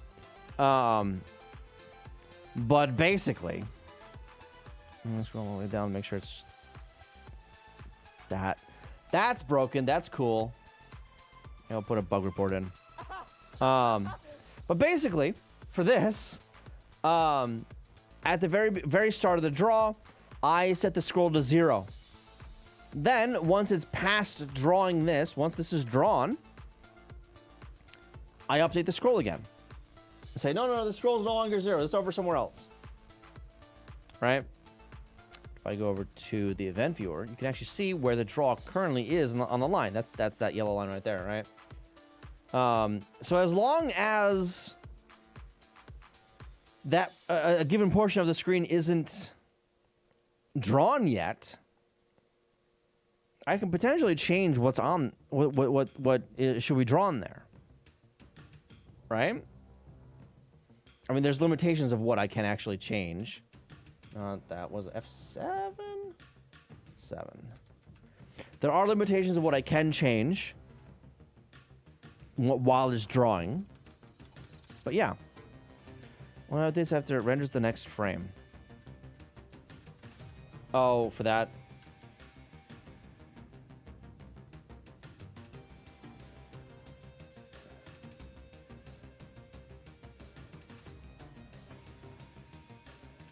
I don't know. I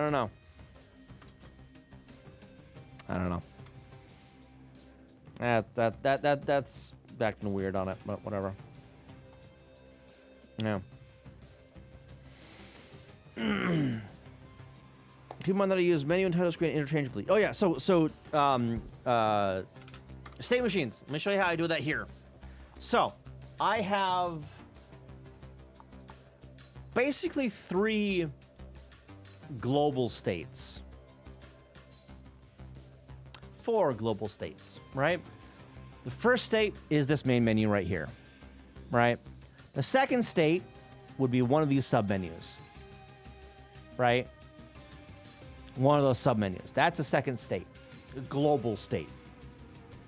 Then the third state, and third and fourth. So third is like the main 1-player game, and then there's the 2-player game, right? Those are their own states. Then inside there, because of the 2-player stuff, each player has their own state. Let me slow it down a little bit so I can actually pause it during a certain spot. Speed, quarter.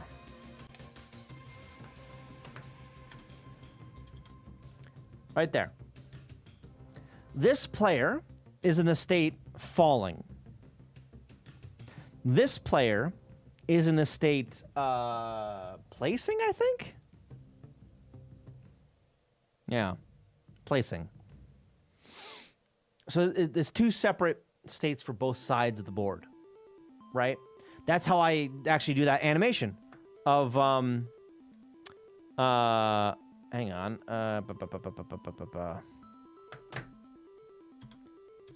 That animation right there is its own state, right? So now I'll show you how I do that in code. So on the main, this is the main file. So the entry point is here in the reset. At power on, it runs this, sets up a bunch of crap, and it's some stuff, right? And then I jump to my initialization kind of function, right? This here is the main controller function for the global state, right? The overall state. So I'm saying, hey, we're going to the main menu, to the menu. Go to that state. Oops. Where the fuck did I put that? There it is. Go to an it, right? So destination index is an A. We push it. We shift it. We push it again, right? Disable IRQ. Clear some stuff. We clear out a handler, the enemy handler thing. Don't worry about it. We tell it to stop drawing. Stop drawing the screen. Don't do it. We're updating the whole screen, right? So the global state like turns the screen off, redraws the whole thing, right? Clear out the sprites, reset the scroll, clear out the attribute stuff, select a bank, right? Select the screen bank where all the screens are. Then this right here is drawing the screen based on index stuff, right? Tables and whatnot. We draw out the full screen, or like or clear it or what have you. And then after all that, I pull one of the indexes off the stack, and I look it up in this routines table. Init routines, right? So we've got, so these are all the main modes, right? The global modes. We've got start game, one player mode. We've got the scores, the mode menu. This one is this guy here, this menu, right? Versus mode is the two-player mode. Options is the options submenu. All right, the enter name. So when you get a high score, you get your own state where you enter your name to put into the high scores menu, right? This is for the main menu, the initializing that, and then this is for a special debug mode thing, whatever, right? So it loads up the pointer to that routine, or not really routine, but the entry point into that state. Switches to the bank for said state, and then just jumps to it, right? And for the game, for the one-player game, it's right here, right? So in this, loads up some palettes, draws the field, or clears, or draws the debug field if it needs to, right? Typical state machine stuff, just an assembly, right? Yeah, this one like jumps around to it, right? But the game is handled a little bit differently, right? So here we do some game mode stuff, figuring out the different types. So in the mode menu, right, this single block stuff, this is all handled with the main one-player game thing. And all the code up top is figuring out like what base game mode you're doing. Are you doing standard? Are you doing single block? So on and so forth. Sets up a bunch of variables and all kinds of crap, right? And then, eventually, down here, frame game. That right here, that is the entry point, the start point of the main game frame loop, right? So at the very beginning, we set up an IRQ. So at line number 2, once that's drawn, it fires off this routine. Now, this is a macro. Set IR IRQ. Where's that defined? Over here, behind me. So that just like loads up some variables and stores them for in the mapper, right? Sets up the mapper for that kind of stuff and sets up a pointer for it as well, right? So it knows where to go when that IRQ actually hits. And then it, reads controllers. It does everything for player one, right? The actual game execution stuff, right? Controller input, all that kind of crap, right? The game logic. And then this is updating the playfield, I think? Playfield and or the active block, the sprite block for player one. And then one player mode does a bunch of score calculation stuff and like a little shake animation, right? So whenever I hard drop something, it shakes the screen a little bit, right? Updates some sprites. And then goes back up to the start of the frame, right? Do it all again, right? Or rather, wait for the IRQ to happen and then do it all again. The IRQ is actually what updates the screen. Now, in do player right here, do player, that is used in both one player and two player mode. And you'll notice what it does is immediately load up a game state for one of the players. So I load up player one into Y, right? So that's 0 for player one. It's 1 for player two, right? And I use that into it as an index into a bunch of variables, right? So if I go to the top here, you'll see this res2 is reserve 2 bytes, reserve 2 bytes, reserve 2 bytes, reserve 1 byte, reserve 2 bytes. So a bunch of these, well, not those ones, are 2 bytes long, or some multiple of 2. Right? That's because I store player 1 and player 2 right next to each other. So for the game state, right here, res 2, that's 2 bytes in memory. The first byte is player 1, the second byte is player 2. So I load up whatever player I'm looking at, right? That is an index into a pointer table. Yeah, game states, right there. So are we falling? Are we placing a piece? Are we clearing the board? Or doing some garbage collection? The garbage crap, which I haven't implemented yet, right? So that's what's in game state. One of those 4 states. So I take it, I shift it by 2, multiplying it by 2. Put into X. X? Yeah, X. So I can look it up in that table right there, right? I store it in a pointer, and then I jump to it. And that is my game level state, right? So in the fall state fall, that does all of the logic for when a block is falling. So it does all of the button input stuff, right? If it's placing a piece, it doesn't bother with reading the controller, right?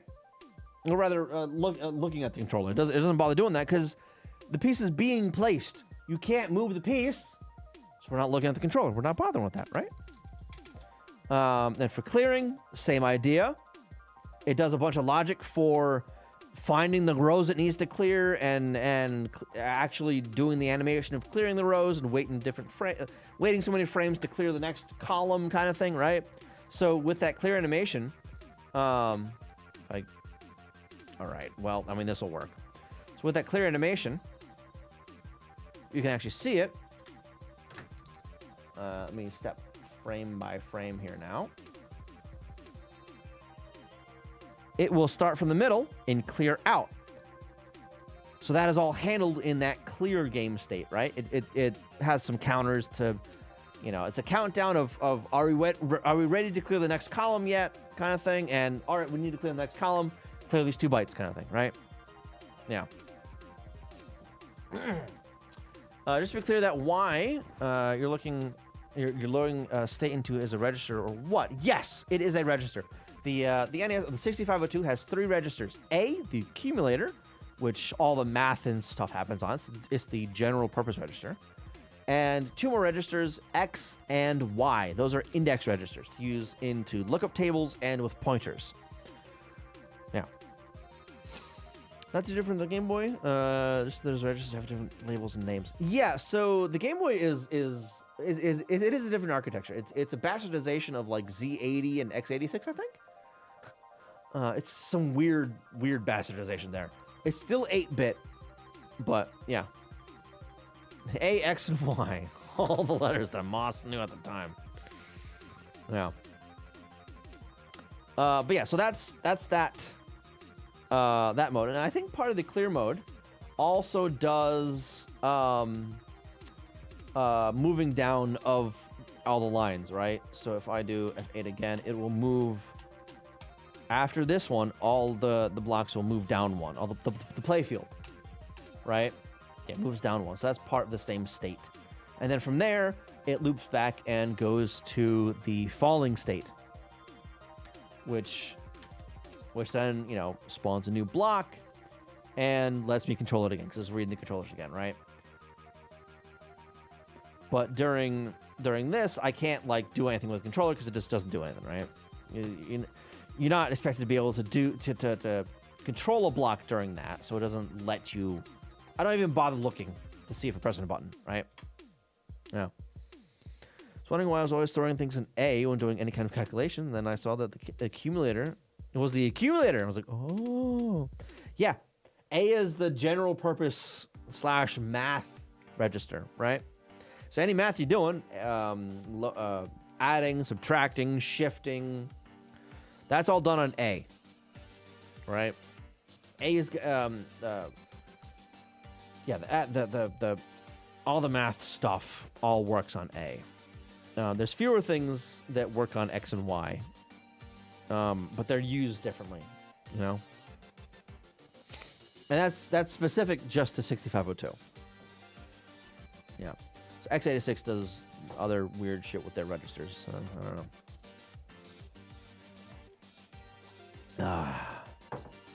But yeah, so that's how I implement states here with this. And so this is the first time I've really done it to that extent. I've done the global state stuff before, but not the like the game state stuff as thoroughly as this. X and Y can't do what the things that A can, but then again, A can't do what X and Y can do. Exactly. Definitely learning 6402 and proper Z80 eventually. I just want to make more with the Game Boy first. Yeah, no worries. Don't rush yourself. No. One of these days I'll learn Z80 maybe. I don't know. That'll be after I jump to the SNES. I've already started writing utilities, by the way, for the SNES. Let me actually push up that code real quick. So I've got a utility for the NES. No, you bastard. That there. Do I have it pinned? Yes, right here. So this is my utility, a set of utilities in the library and whatever for NES stuff in general, right? Anything I wanted to do utility-wise for NES, I threw into this amalgamation of code, right? This repo. So it's got a bunch of commands, right? I forget what that one does. This one shows the ROM usage in an image. This one does some text stuff. This is some study box shenanigans. This is some ROM shenanigans. There's some Metatile stuff that I don't think I ever... Did I actually do anything with this? I don't know if I actually used this ever. I don't know. There's some font stuff that I've used, and then this beast of a utility is all kinds of character ROM stuff, image manipulation, conversion, bullshit, right? It's right here. Rolled my own what's it? Argument parsing that worked, kind of, sort of. I made it too complicated, honestly. I put the kitchen sink into this, and it's too much. Too much. But at any rate, I started when I decided I wanted to do some SNES stuff, SNES stuff, Super Nintendo, I remembered that the first thing that gave me a lot of trouble on the Nintendo, the NES, was getting graphics onto the system. So I figured I would rewrite, not port, but rewrite my image conversion utility to work with Super Nintendo stuff. I don't remember if I've pushed that up to GitHub yet. I did. So this is the start of that right here. I don't have a README yet. Don't worry about it. But this just has two utilities so far. Image to character ROM and the reverse of that, right? Doesn't do anything else, any kind of compression or any kind of crap or, tile reduction stuff. But, yeah. So this is all in preparation for me learning Super Nintendo and 16-bit assembly. Now, fuck x86. Now, if I'm away one assembly language, I can probably deal with more than them. Yeah, so it's a class of languages, right? So once you learn like C or C++, right? You could pretty quickly pick up another language that has a C-like syntax, right? There will be the differences here and there, right? The syntactic sugar or the idiomatic way of doing a thing, right? Will be a little different, right? How it handles objects or threads or whatever will be different, right? But a for loop is still a fucking for loop, right? So it's relatively easy to translate concepts between those languages, right? An object-oriented language, right? And then there's like the functional languages, Lisp, Erlang, F#, those languages, right? They do not have a C-like syntax. Their syntax is different. How everything works is different from C, right? But once you understand how one of them works, you can translate that a little bit easier to a different functional language, right? Same thing with assembly. The different architectures work differently, sure, but at the root of it, they are all very similar to an effect. No syntax trees here. Yeah. Except JavaScript. No amount of syntax simulators will ever make JavaScript make sense. Wasn't JavaScript based on a functional language? But with like object shit shoehorned in? I don't know. I don't write JavaScript, so I don't fucking know.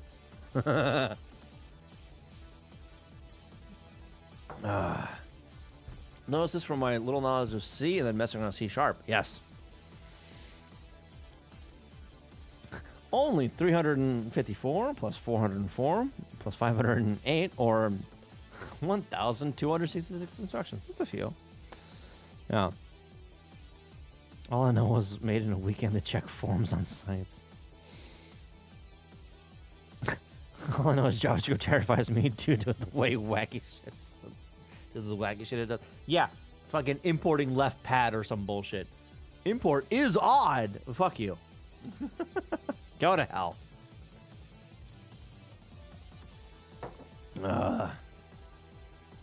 Yeah. But it's, the class of language kind of thing, right? Not a number, yeah. Java was pretty much made for a TV remote. Yeah. And then there's your old school. Well, then there's your like COBOL level languages, right? There's COBOL and I guess PLB, right? They have their own syntax and way of doing things. Although PLB, it's what I use at work. I hate it. Whatever. PLB kind of feels like assembly.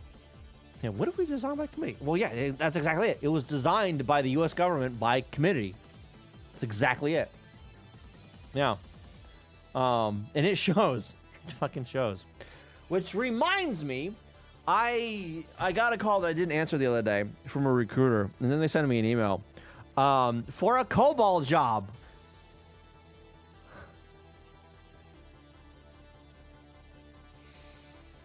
I don't know if I want to respond. I don't know. Honestly. Oh boy.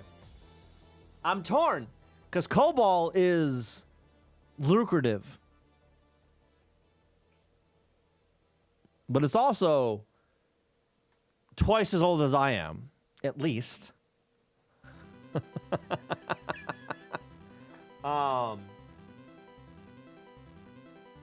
Yeah. I don't know.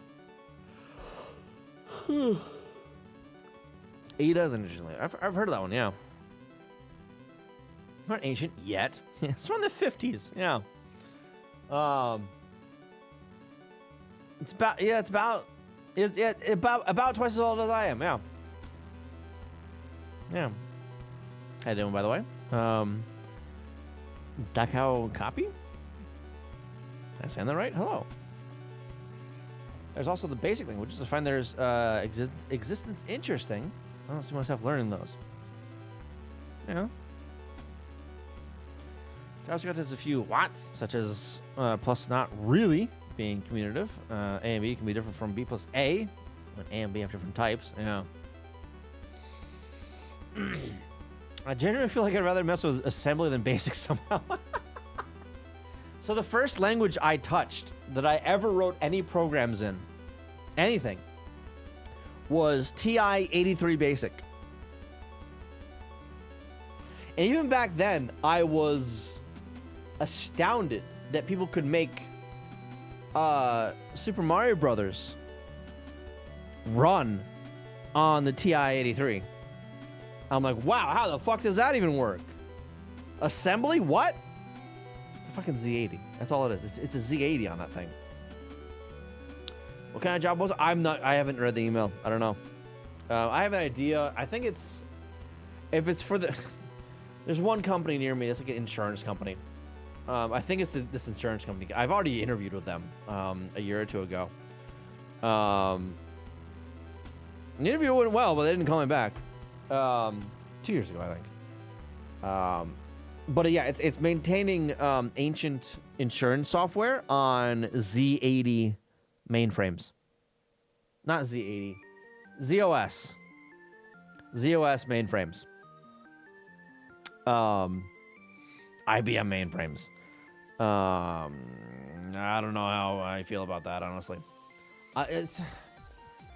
I'm torn, right?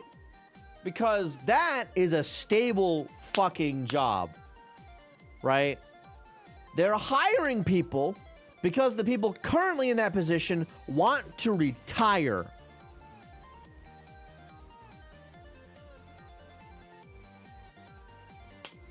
And so when I interviewed at this place, I don't know if it's the same place, but when I interviewed at the previous COBOL place, right? The other youngest guy was in his 40s. He was the youngest guy in the team in his fucking 40s. And I have some COBOL experience. I'm rusty as shit.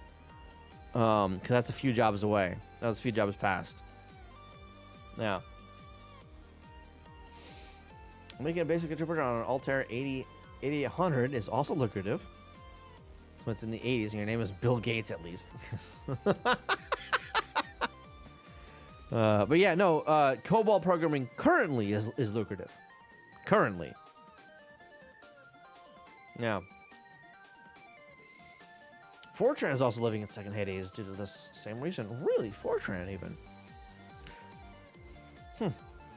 I wasn't necessarily aware of the Fortran one. The COBOL one, though, like, that is used absolutely everywhere. If you're remotely involved in the financial sector, you are exposed to at least a little bit of COBOL. Hell, what I'm using at work, PLB, is worse COBOL. That's what it is. It's just a shitty version of COBOL. Back in the fucking 80s, Data Point wanted COBOL to run on 8-bit systems. And COBOL was like, haha, no. So they went, fine, I'll write my own. So they made Databus, which was eventually renamed to PLB, or Programming Language for Business. Yeah. Yeah, if COBOL disappeared, the economy would collapse overnight. Within hours. Every major bank uses COBOL. Every single one. I know this firsthand. A bunch of our customers at my day job are banks. Some of them you have heard of. They use COBOL. I know because I've asked them directly. And they're like, yeah, it's COBOL. Yep, on the mainframes. Oh, shit. But yeah, COBOL is actively used in production. And anytime you hear about a limit of like the characters you can use in your name or whatever to enter into something, it's because COBOL doesn't know what the fuck Unicode is. It works in EBCDIC or ASCII if you're lucky, but it's probably in EBCDIC, right? Yeah, ABC.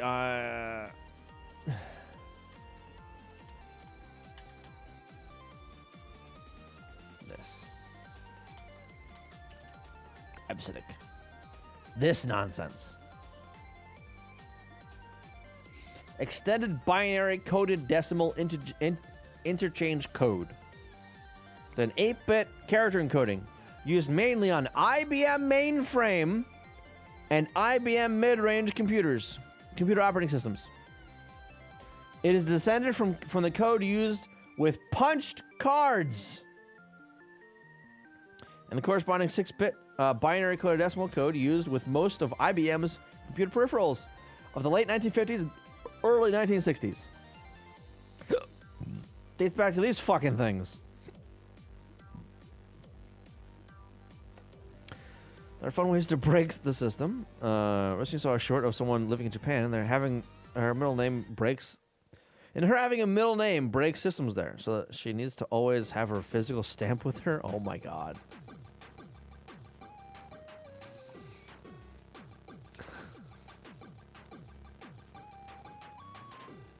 EBCDIC was devised in 1963.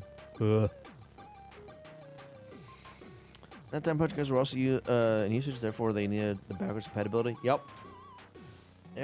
Gotta love backwards compatibility, bleeding into everything. Yep, and because banks jumped on the new fangled computer systems, right? Using whatever the... So this was like the first digital, they're entering into the digital sphere, right? From fucking paper records or whatever the hell, written records. So they just use whatever. It was a paradigm shift into that, right? So these systems date back about this far. Not quite, but it depends on when a certain bank adopted computers, right? But yeah, their systems date back to when they started using computers.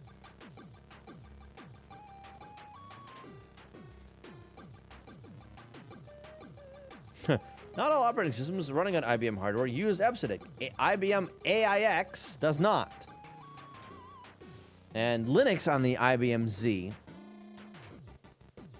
Linux on Power, I'll use ASCII. As do all operating systems that run on the IBM personal computer and its successors. But the Z mainframes, apparently, use EBCDIC or whatever. These things. These bastards. I need to get these systems up again, by the way. So I have three separate servers that run AIX. This beige box right here is one of those servers. Let's see a bit more of my setup here. But this beige box is an RS6000 that I believe ran AIX 3 or 4. I forget what version specifically, but it was one of those two versions. And I've got two newer rack mount systems in the other room that one of them is running, or has installed, I should say, AIX 5.2, I think. It was 4, or was it 5? It was something like that. Maybe 4 or 5. I don't know. Yeah, somewhere around there. I forget the specifics of it. But yeah, one of my other ones runs 5.2 because I don't have any CDs. I don't have any install media for 5.3. And the other one, I wanted to get a version, any version of Linux or BSD installed on, but I'm having some trouble getting that process started. Or I've had trouble getting that started in the past. I need to try again, I guess. I don't know. It's been a while. What purpose do I use this? Currently, I haven't powered them on in a while. But these servers were all decommissioned from my day job. So I'm like, oh, I'm taking those. Give me. They are Power 3 and Power 4 processors, I think. Now, so I'm like, ooh, gimme. That is real, honest-to-God Unix. Fucking give me. I want that. I don't want... I mean, I also have BSD. I'm using BSD for some other server stuff. But I also wanted real Unix, right? Yeah, exactly. They're gems, exactly. So on the daily, I use Vim. I use Vim absolutely everywhere, all the time. That's what this is right here, right? It's got nice color coding. I can highlight whole lines. I can highlight, right? Unix, IBM's AIX Unix ships with V. Not some like emulated V, right? Not this. This is emulated V, right? This is really Vim under the hood, right? Yeah, not I recommend, whatever. So I can't like highlight lines or whatever, right? Yeah, 3D. Oh, no. D3. No. There it goes. CE. So that, yeah. From here to the end, change, whatever, right? Lol. Escape. Right? But this is an emulated V, right?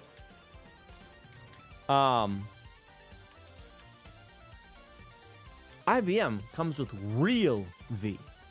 Real, honest to God, non-emulated V.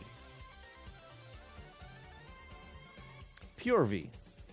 V, pre-VI, pre-Vim. VI, all right? The original. The IBM version, or rather, or whatever. Yeah. You want real sticks and rocks straight to grass computer. Yeah, so I have 3 tape drives. 3. One of them I know is broken. That's this one right here. This tape drive. This is a tape drive. This one was in this beautiful beige box. It is very broken. This is a gear inside this stupid thing. This gear is in 2 pieces. This doesn't work. Mechanically, it doesn't work. The other 2 Unix servers, IBM servers, also have tape drives. I've tested one of them. Electronically, it works, but I think the head's dirty, so it can't read any tapes. I haven't yet tried the other tape drive. from the other system. I don't know if that one works or not.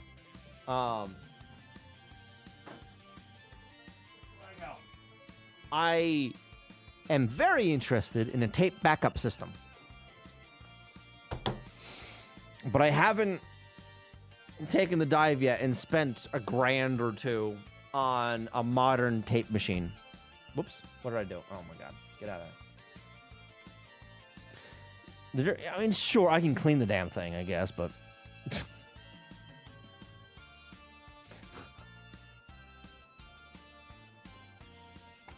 WD-40 and or duct tape ain't gonna fix this one. I'm sorry.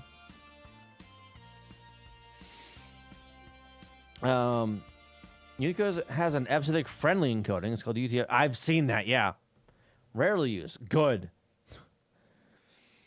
With UTF-16 being supported on IBM mainframes, including in COBOL. Yeah, I don't want to try using UTF EBCDIC. Fuck that noise.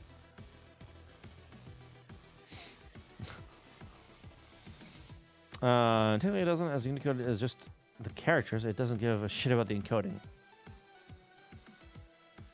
I suppose. Saw an opportunity to post it, I took it. That's fair. That's fair. Yeah. But yeah, one of these days I'll go back to fucking around with that thing. I don't know. Maybe this fall. Not summer, because... so my apartment is wired terribly. The entire apartment is on a single 15 amp breaker. So I brought this up to my landlord at one point, and he installed another outlet on its own dedicated 20 amp breaker. I use that for my AC that I pop in the window. I don't want to run the Unix servers at the same time I'm running the AC. So I probably won't be touching it during the summer, because I'd be using that circuit for them, right? Yeah.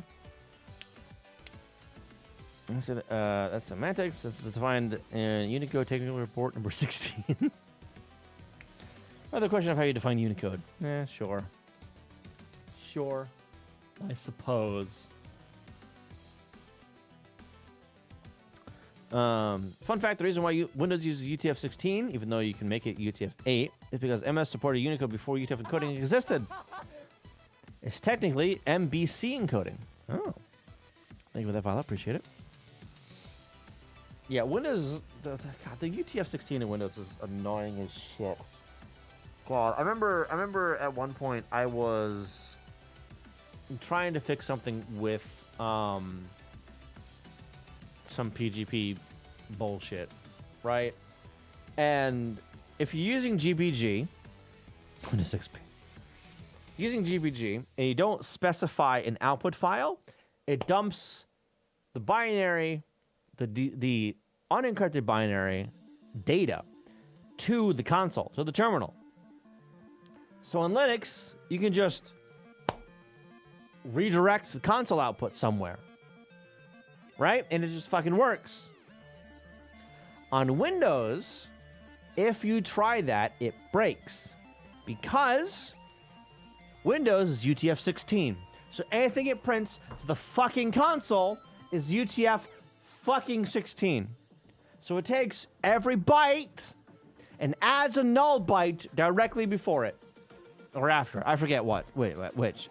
But it's real byte, null. Real byte, null. Real byte, null. That bit me in the ass one time at work.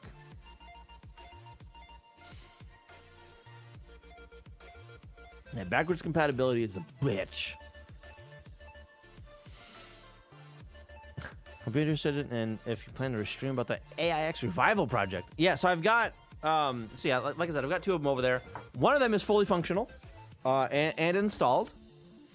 I was actually streaming a while back, a year or two ago. I don't remember. I was streaming, working on some stuff on the machine. It was a, what was it? It was a Markdown reader. on the console in C. I was working on. But yeah, the other machine, the other one, the second one, I want to install some flavor of Linux on.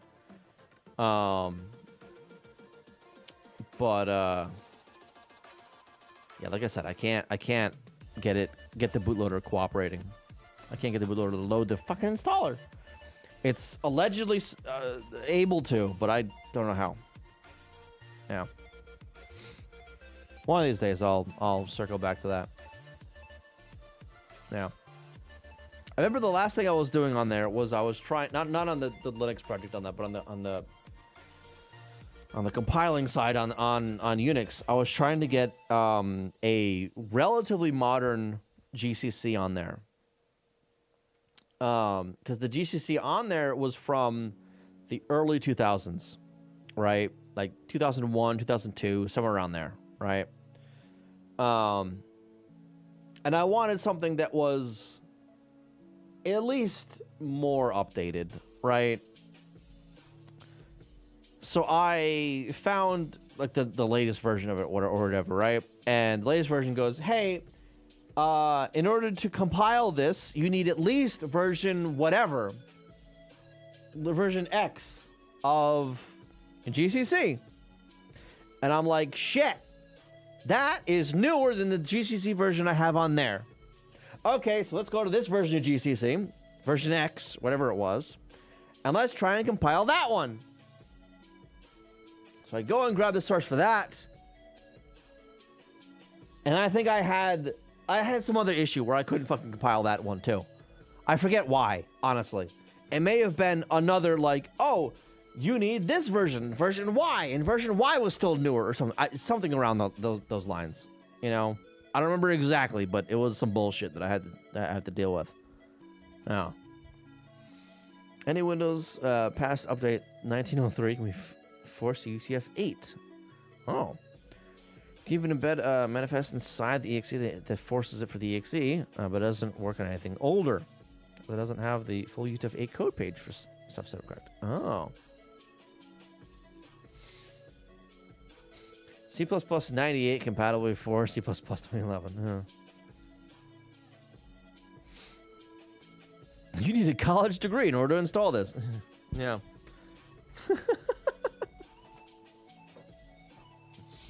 Noped out hard. Yeah, so I actually have a lot of the install media for AIX. A bunch of it isn't like burned CDs from ISOs. It's like legitimate pressed CDs from IBM because they're from my work, right? Because the head of IT found a bunch when he was going through shit, and he's like, "Hey, you want these?" I'm like, "Yeah, fucking yes, absolutely." So he just gave it to me. He goes, "You're weird." I'm like, "Oh, fuck you. I don't care." Give him. Gimme. What I should have grabbed, I think they're gone now, but I should have grabbed the old Microsoft Office installers that were across fucking 25 goddamn floppy disks. I should have grabbed those when I had the chance. I think those are long gone now, which is unfortunate. Yeah. I think part of the problem was that the system didn't have a decent C compiler on it, and that was hard to find a precompiled one that actually worked on it. Also, could manage to build GCC. Right. Yeah. Yeah, because the proprietary C compiler on that needed a license, which I don't have. Right. But it had a version of GCC, because I found a GCC version on an FTP somewhere that was fucking ancient. But I couldn't do certain things with it. So, yeah. Do look how they just decided to go with a high code page number for UTF-8. What? 65001. 650 is UTF-7. Ew. Octal? Well, wait, not octal. If you hate yourself, you can enforce stuff to UTF-7 coding. Ew. Gobfather, how you doing? Don't forget to grab. I think they're long gone, honestly. Yeah. The version of that floppy version of MS Office is before Windows NT. Is it? I'm not familiar with it, honestly. Original early 90s classic win. Yeah, Windows 3.1. Was it needed a license to avoid taking an artificially long time per C input file? Yeah. It was something like 30 seconds per file that it waited or something like that, right? Something absurd. Yeah. 30 or 60 seconds per file or something stupid. Something horrendous. And that couldn't compile it, right? I think I tried with that and it fucking errored out. It shat itself. Even if I had a license, it wouldn't have worked. So, yay. I need to revisit that, though. I need to revisit that soon. I don't know. But summer's coming up, so I don't know if I'll be able to power them on during the summer. I don't know. I don't know. I don't know.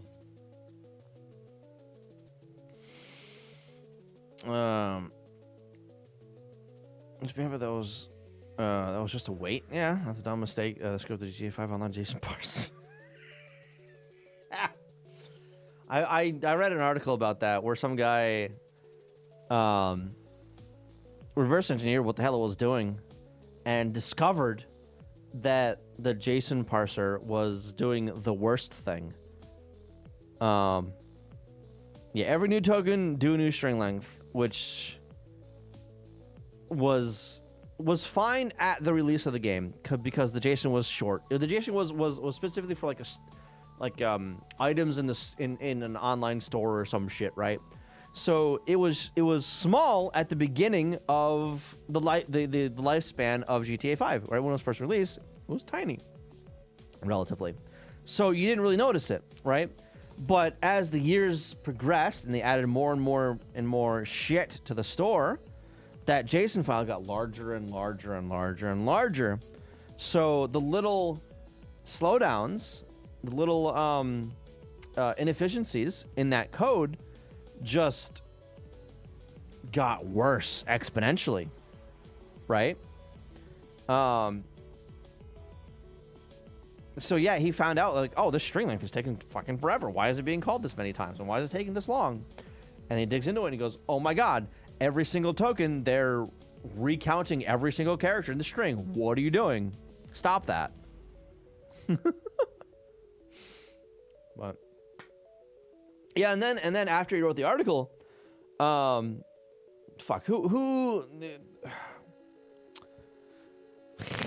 who's the developer for GTA? Whoever it is saw the article and went, oh shit, we should probably fix that, and fixed it. And took like fucking 2 minutes off of the load time. Rockstar, thank you. Yeah, they saw that article and went, oh, we should probably fix that, and fixed it. Which is awesome, by the way. Yeah, but what is that, 70%? Is that what that is? That says? Yeah. How I cut GTA Online loading times by 70%. Online mode load time, 6 minutes. Jesus Christ.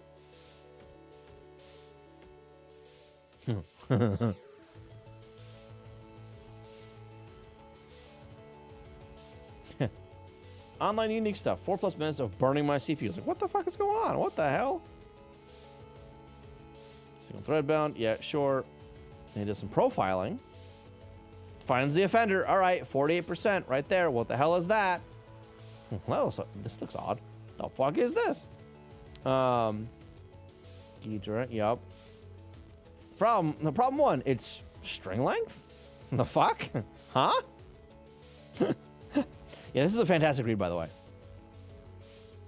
Yeah. 10 megs worth of C string in memory. Move pointer a few bytes to the next value. Call scanf. Count every single character in the 10 meg string for every single tiny value read? Huh? Return the scanned value. Move the pointer a few bytes. Yeah, that's gonna take a while.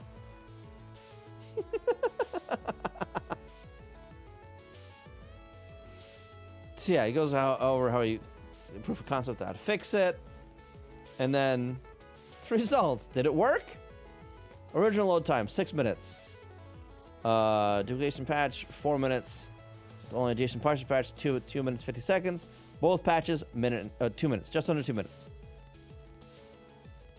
Hell yeah! TLDR: there's a single thread CPU bottleneck while starting up GTA Online. Turns out GTA struggles to parse a 10 megabyte JSON file. The JSON parser itself is poorly built or naive. And after parsing, there's a slow item deduplication routine. Rockstar, please fix. Thank you. Small tale. I was expecting to get some attention, but nowhere near this much. To reach to the top of Hacker News is supposed to spread like wildfire.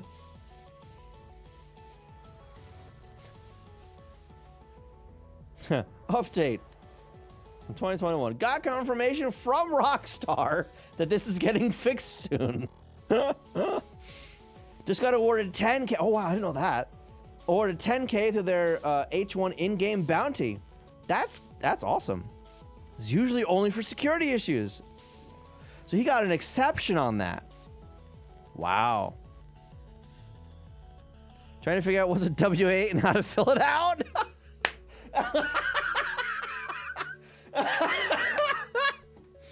Oh.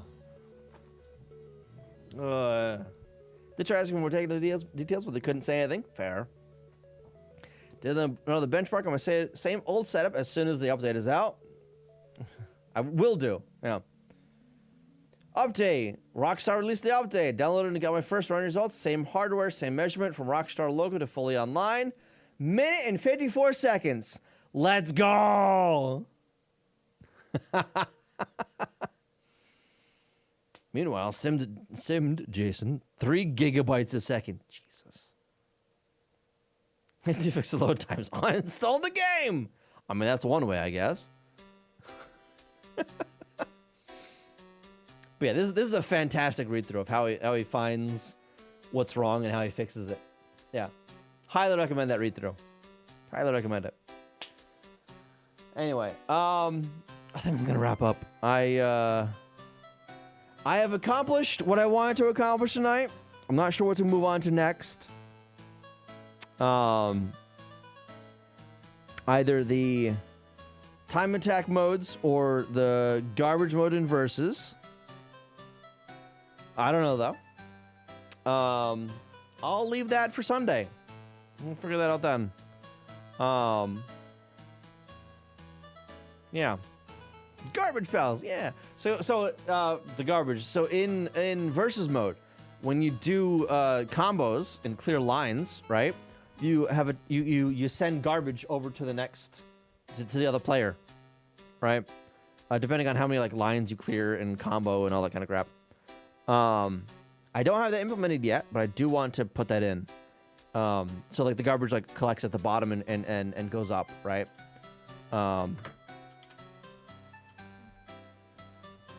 So here, if I cleared a row, the garbage would start down here and then, you know, add 2 lines or 4 lines or whatever, right? That's what these little tabs are for over here, by the way, is to measure how much garbage is coming, right? How much is queued up for you, you know? Sunday, Sunday, Sunday!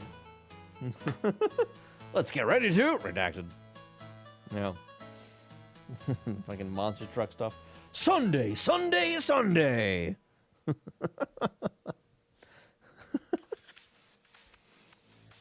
Make a trash can sprite. Yeah. Are you counting the lines and combos in versus mode yet? I don't remember. I'm doing the combos because that's part of scoring in one player. So I'm at least doing that. I don't know. I don't know if I'm counting lines yet. I can see if I'm counting them to clear. At the very least, am I? No, I don't think I'm running full speed, which I guess is fine. I'm not running full speed. Hang on. Normal speed.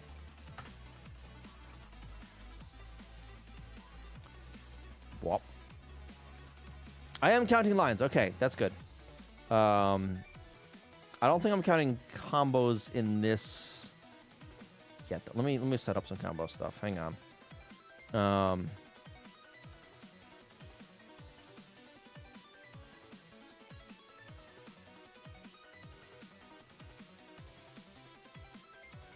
Okay, I am counting combos. I'm not doing anything with them, but I am counting them. Okay.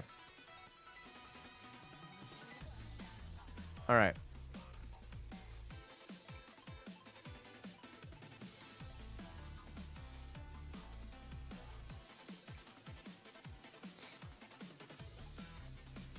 Yeah.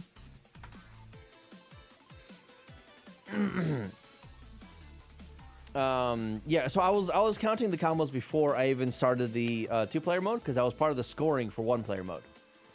And then when I combined the logic for 1 and 2-player mode, so both of those modes, 1-player and 2-player, use the same logic for the field, right? That's that do player routine. That's this right here, right? So both versus mode and non-versus mode use that.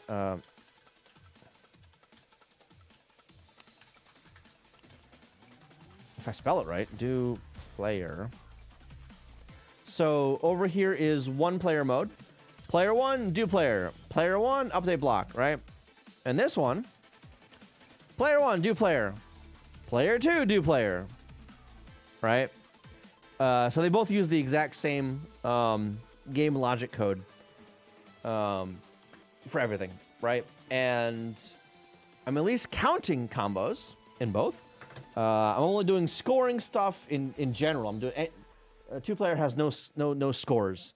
1-player mode does all the score crap though, right? But yeah, so I am counting it. I just need to implement garbage shit now.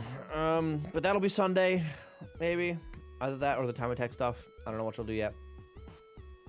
I don't know. I kind of do want to get the garbage working though, so maybe maybe that one will be next. Maybe the garbage will be next. Yeah. And I'll drop this ROM on Discord after stream. So you can play around with it and see if I have any bugs in the wall kick stuff, right? It's way too early for me, Dan. Yeah, it's custom GC, I mean, it's a form of garbage collection, I suppose. Yeah, it's like 10:30 here. 10:30 my time. Get a little late. I'm getting a little hungry. I need a snack. But yeah, next time we'll be continuing on our saga. It's 4:30 in the morning here. Goodness. Get some sleep, Jamaica. Collection or production? Both. Why not both? ¿Por qué no los dos? Is that what it is? Well, that was a fucking... That was a commercial, right? Right, where this kid says that line. No, you ain't my dad. I'm not old enough for that. I'll give you that. I ain't old enough to be your father. I'm sorry. Java is my garbage collection. In assembly, I'm the garbage collector. I have to do that shit manually. Anyway, you're not my supervisor. Anyway, we're gonna raid somebody. We're gonna go say hi to somebody. So give me a second for that. Java is the garbage that needs to be collected. Yeah, that one sounds more correct. Yeah. JavaScript too, honestly, both of them. Yeah, all the above.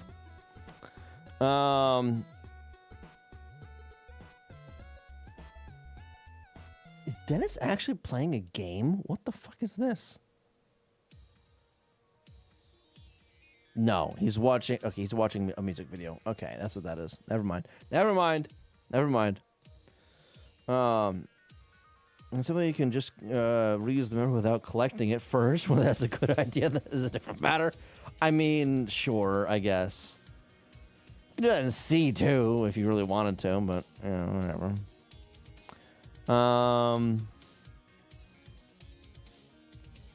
Maybe this guy? I'm gonna say hi to this guy. He's playing. This guy's writing some camel.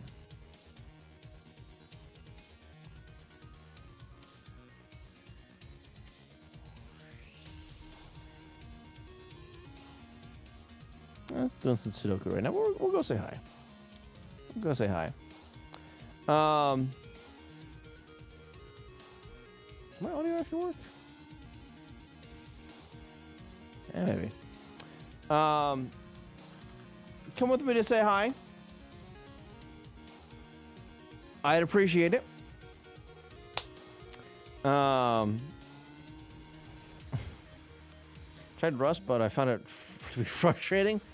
I haven't touched Rust. I haven't touched it. I might one of these days, but I don't know. I don't know. Anyway, come with me to say hi. I'd appreciate it. I will see you on Sunday.